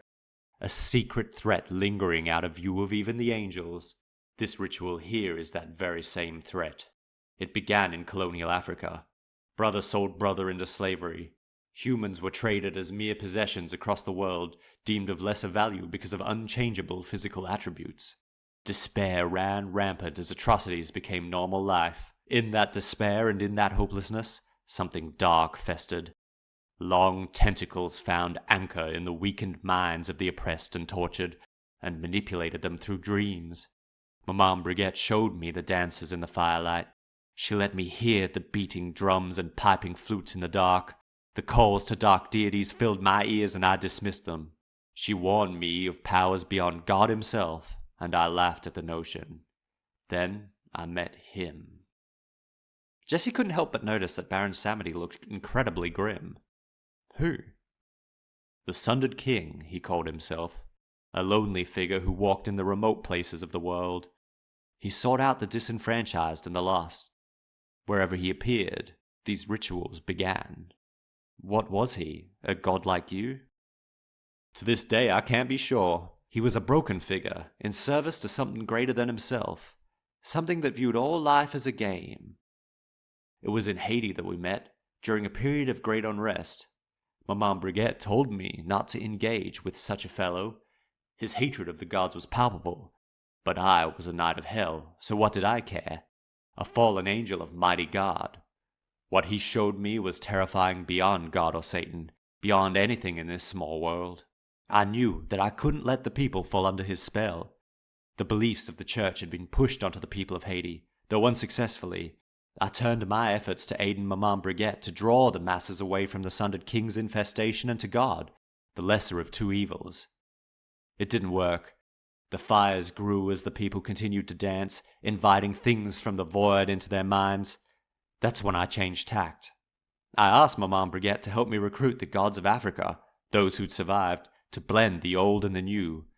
I let the people continue to dance, but instead, they would invite the gods of their ancestors into their bodies. Heaven pardoned the African gods and allowed this new religion to form, as prayer was still going to the one God. Voodoo was born in earnest, and it was for this I earned my apotheosis. The people came to see me as their god of life and death, and in doing so, I became it, shedding the name Samyaza and becoming Samedi. But this evil religion of the Sundered King is happening right here, right now, Jesse began, feeling somewhat like he was missing the point. You only stopped it in a small part of the world, but not everywhere. This sickness has infested all of human history. In time you will help us stop it, but that time is not now. Jesse watched the mad flailing of the dancers in silence for a long moment. Clearly, the machinations of gods wasn't something meant to be easily understood. So, this isn't voodoo, Jesse concluded lamely, after processing the god's words. This is older than voodoo. This dance is unhinged and chaotic, born of dark dreams from sunken places. It serves no purpose, other than allowing the body to release itself to the true primal. Jesse couldn't help but notice the angst with which Baron Samedi spoke. It was almost as if he feared these people. Who are they? Where have they come from? Jesse asked. He couldn't help but be intimidated by the fire reflectively dancing on the Baron's death mask. Everywhere and nowhere. Are you being deliberately vague? Jesse sighed, annoyed. Yes, Baron Samedi smiled. Your mind is fragile, and you are touched by forces beyond the natural order. This is a bad place for you to be right now. The fact that the cult is active here means that your time in the jungle must end. Are you going to help me? He was immensely confused as to why this self-proclaimed god had appeared 3 times, only for Jesse's life to get worse after each visit. I will help as any friend would, with some advice, the Baron responded. What advice? The forest is dangerous. After the next full moon, it would be in your best interest to return to society. You know what I've done. My hands are soaked in the blood of the innocent. This is where I belong, away from society. Things are changing. The festival we look upon is proof of that. Take the advice of the god of the dead. The pair paused as a chant emerged amongst the dancers. It grew louder and louder as more of the wild people joined the chorus. The words again were utterly alien to Jesse, though he did pick up on some of the phrases being repeated. There was Yog Sothoth, Nyarlathotep and Cthulhu, phrases that meant nothing to him. However, they seemed to release a new wave of ecstasy through the convulsing dancers. Be warned, Jesse, that a time will come when you seek me out. Go to Haiti, find the black goats. They will lead you to me. I don't understand, Jesse began, but was cut off by the Baron. "I think it would be unwise for you to mention our meetings here. The river of time does not always flow in its proper direction, and I'd rather its disruptions not drown us all."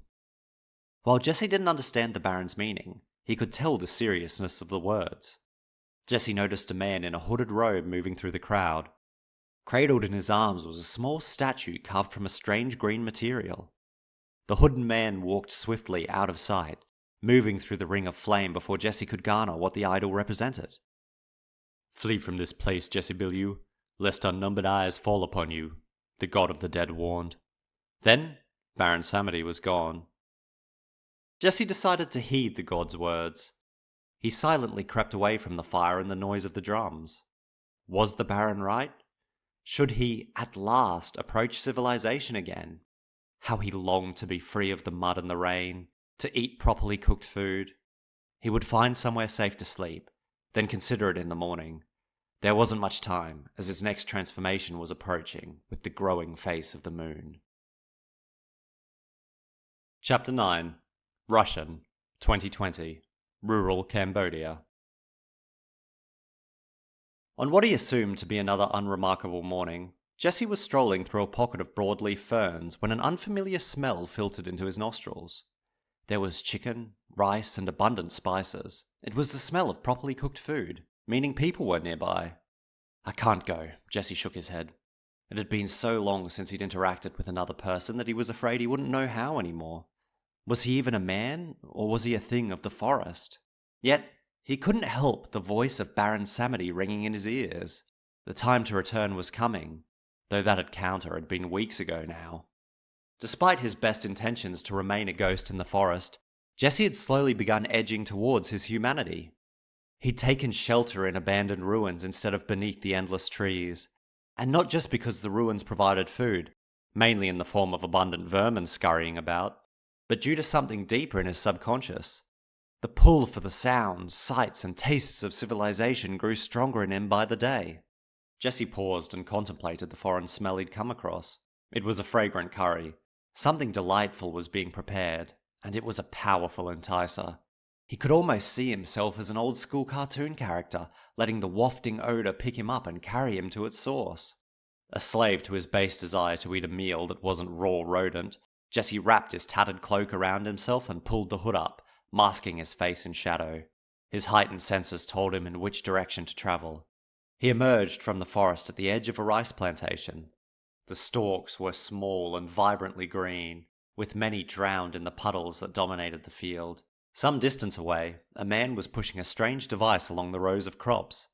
It was a tractor motor on wooden wheels with 2 long handles.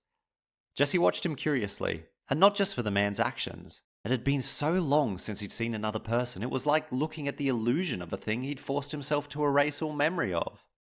Islands of trees emerged periodically through the rice field, and Jesse decided to use them to mask his approach. Different areas of the field had been fenced off, though fence was hardly the right word. Sticks and branches, collected from the forest without any regard for their uniformity of shape and size, had been stuck in the mud and linked with loops of rope and fishing wire. These were no impediments to Jesse. A series of wooden buildings, like incomplete open-faced sheds, sat on the edge of the field. If he could reach them, he would surely come across a road. Hunger had awoken in Jesse like a sleeping beast roaring to life. God, was he ever hungry! His mind made up, he began his dart through mud and water to the closest island of trees. Jesse made it to the sheds undetected, except by the chickens, who clucked in annoyance at his proximity to their coop. Several stray dogs growled but wouldn't come near him, which Jesse was thankful for. Fighting animals had proven to be a most unpleasant experience. A dirt road connected the shed with the thin patch of distant forest. The smell of food was stronger here. He quickly determined that he had to follow the road back into the sparse jungle to find its source. Jesse could see the optimistic blue sky stretching for miles around, unimpeded by tall trees. The new and rather hopeless optimism in him had him believing that heading towards the town was the right choice, and Jesse didn't protest this inner voice. It took half an hour of cautious walking before Jesse arrived at the settlement. Hiding in the forest was removed as an option, as there weren't enough trees to conceal his haggard form. Jesse had to reveal his dirty, shaggy, tattered figure to the world. As he ducked past shrines erected on poles and slinked by the cows that wandered the streets, Jesse couldn't help but feel a slight embarrassment at how he must look. The rustic village was serene in its simplicity, and so very green. Of the half a dozen or so people he encountered, none paid him any heed, other than an odd look here or there. As the road widened, leading back out into the wilderness, Jesse found the source of the tempting odor. A two-story building, looking suspiciously like a pub, rose from the jungle as an inviting giant welcoming him. Jesse had to forget his greed and hunger for a moment. There were more smells, though not the stink of the jungle with which he was so acquainted. Something was out of place. Jesse walked the circumference of the building and quickly found the oddity. Two vehicles, polished, though splashed with mud, were sitting by the main entry. They did not fit the usual transports he'd seen out here, as they were modern and expensive. Through the rear windows he could see that they were jam-packed with boxes and boxes of equipment. Several crates were marked with a familiar logo, one he'd seen before. "I heal genetics," Jesse murmured, his eyes widening in wonderment. Perhaps the man... What was his name? Napier! That was it, and the woman, Mia, were back. The slaughter at the drug runner's compound could have ruined their plans entirely. If they were here now, did that mean there were other options for them in Southeast Asia? Desire to know, and to untangle this mysterious thread burned in him. Still, Jesse submitted to caution as he surveyed the building's access and egress points. He avoided the main entry and found a side door. It was locked, though a little effort saw the wooden latch splinter easily. He crept down a dark hall and into the main entertaining area. It was a bar. Liquors, dull with dust, were stacked on hand-crafted shelves behind a long bench top. Several men, looking to be farmers, sat near the bar in huddled conversation. Not far from them, at a round table, sat three foreigners. Jesse didn't recognize any of them, though noted they were equally absorbed in their own discussion. Light filtered in through the windows, illuminating only certain portions of the expanse. There were many dark corners to hide in here, even for a silhouette as large as his. Jesse wondered if the villagers ever sat in the shadows and discussed conspiracies, as this seemed the perfect venue to do so. Today, the secretive voids of light would serve him in his mission of discovery. Jesse slunk along the wall towards the foreigners and sat down. He was well within eavesdropping distance, though much to his disappointment, the conversation was in Russian. Suddenly feeling foolish and very exposed, Jesse got up, intending to leave, when he was noticed. "You there," a jarring Russian voice called. Jesse froze, his stomach doing somersaults. He didn't need to turn to know that he was the focus of the remark. "You are a foreigner in these lands too."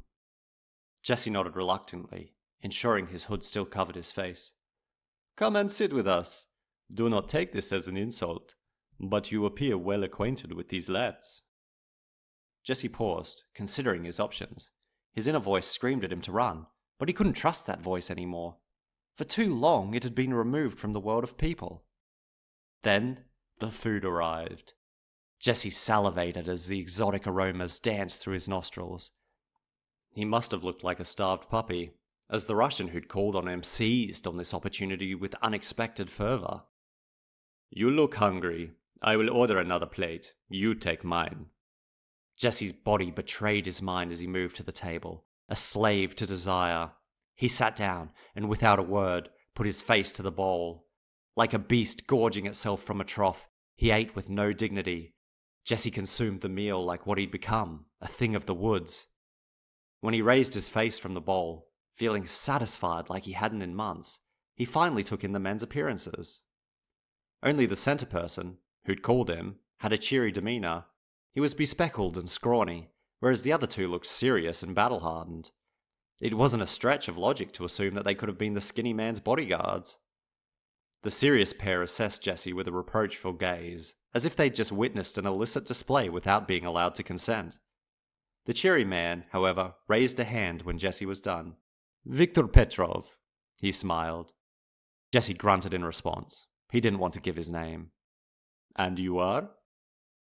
"Steve," Jesse mumbled after a noticeable pause, not sounding remotely convincing.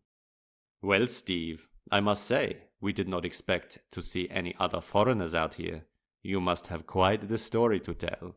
Victor chatted animatedly. He looked young, around Jesse's age, if not a little older. Jesse observed his own yellowed nail beds, painfully conscious of how dirty he was.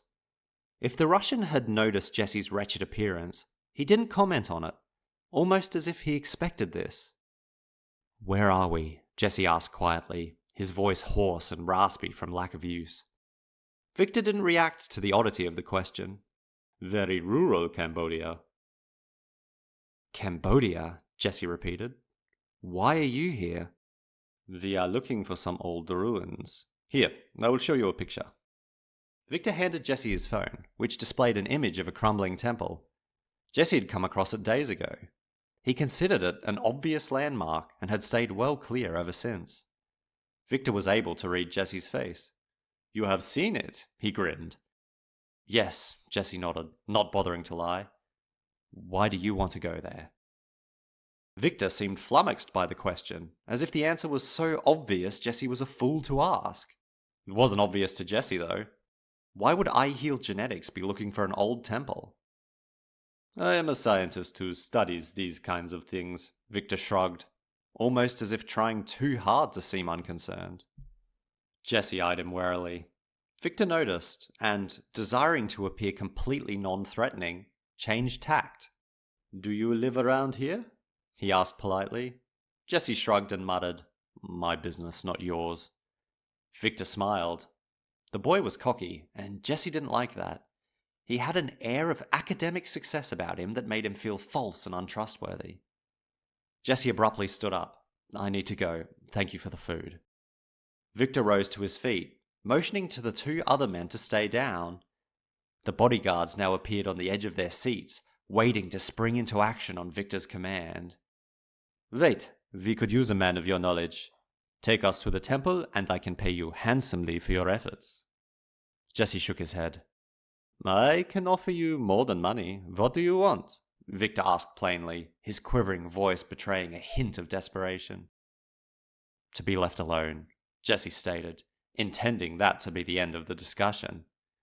"Then I can help you," Victor exclaimed, his eyes lighting up.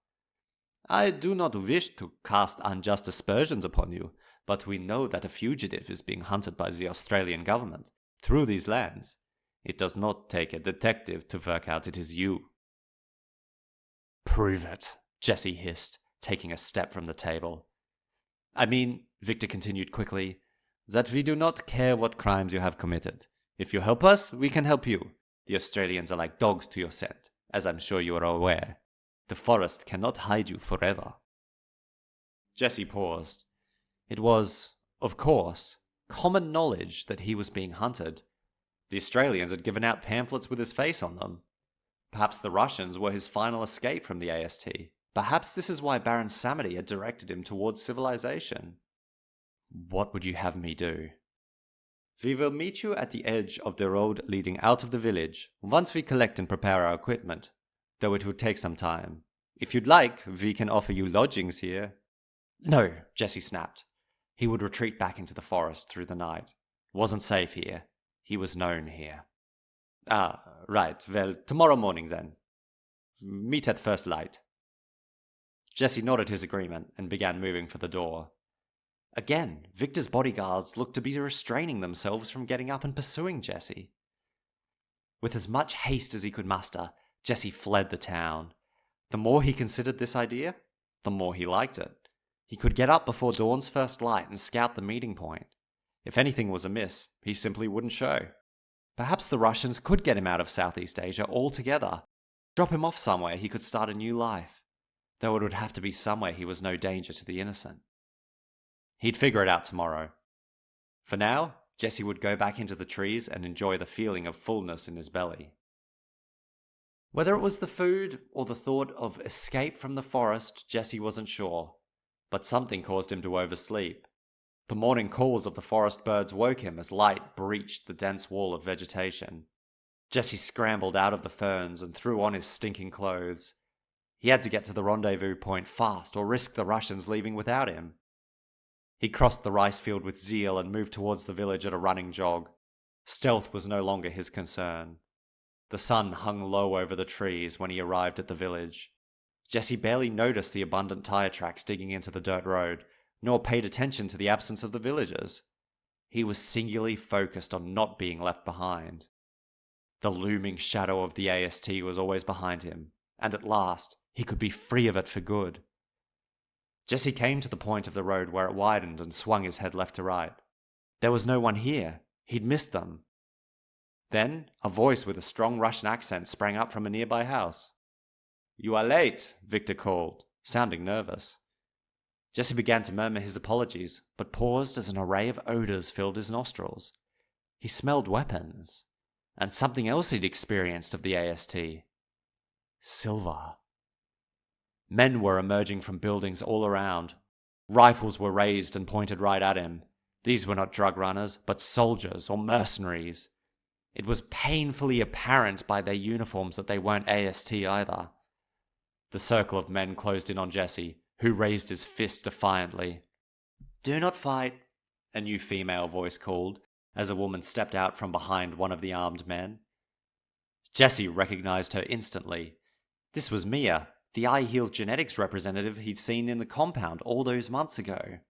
"What is this?" Jesse asked through gritted teeth.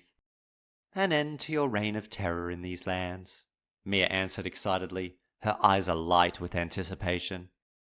"When Victor said he'd let you go yesterday, I was almost ready to eject him from the program. Thank God you returned this morning." "You're handing me to the AST," Jesse grimaced. "Oh no, you will be coming with us. In what manner will be up to you." "Why?" Jesse asked, the panic rising in his voice. Mia spoke with the clarity of someone who knew exactly who she was talking to. "There was an information leak. We know what the Australian government captured, and we know of the Australians' activities in these lands. When we put two and two together, we determined what they were hunting. You are a werewolf, are you not?" Jesse didn't react. He'd been so foolish. He'd been senseless. His long isolation had warped his judgment, and now he'd pay for it. "What are you going to do with me?" "Science that is almost magic," Mia sighed as if she was in love with the concept. Victor now jutted in.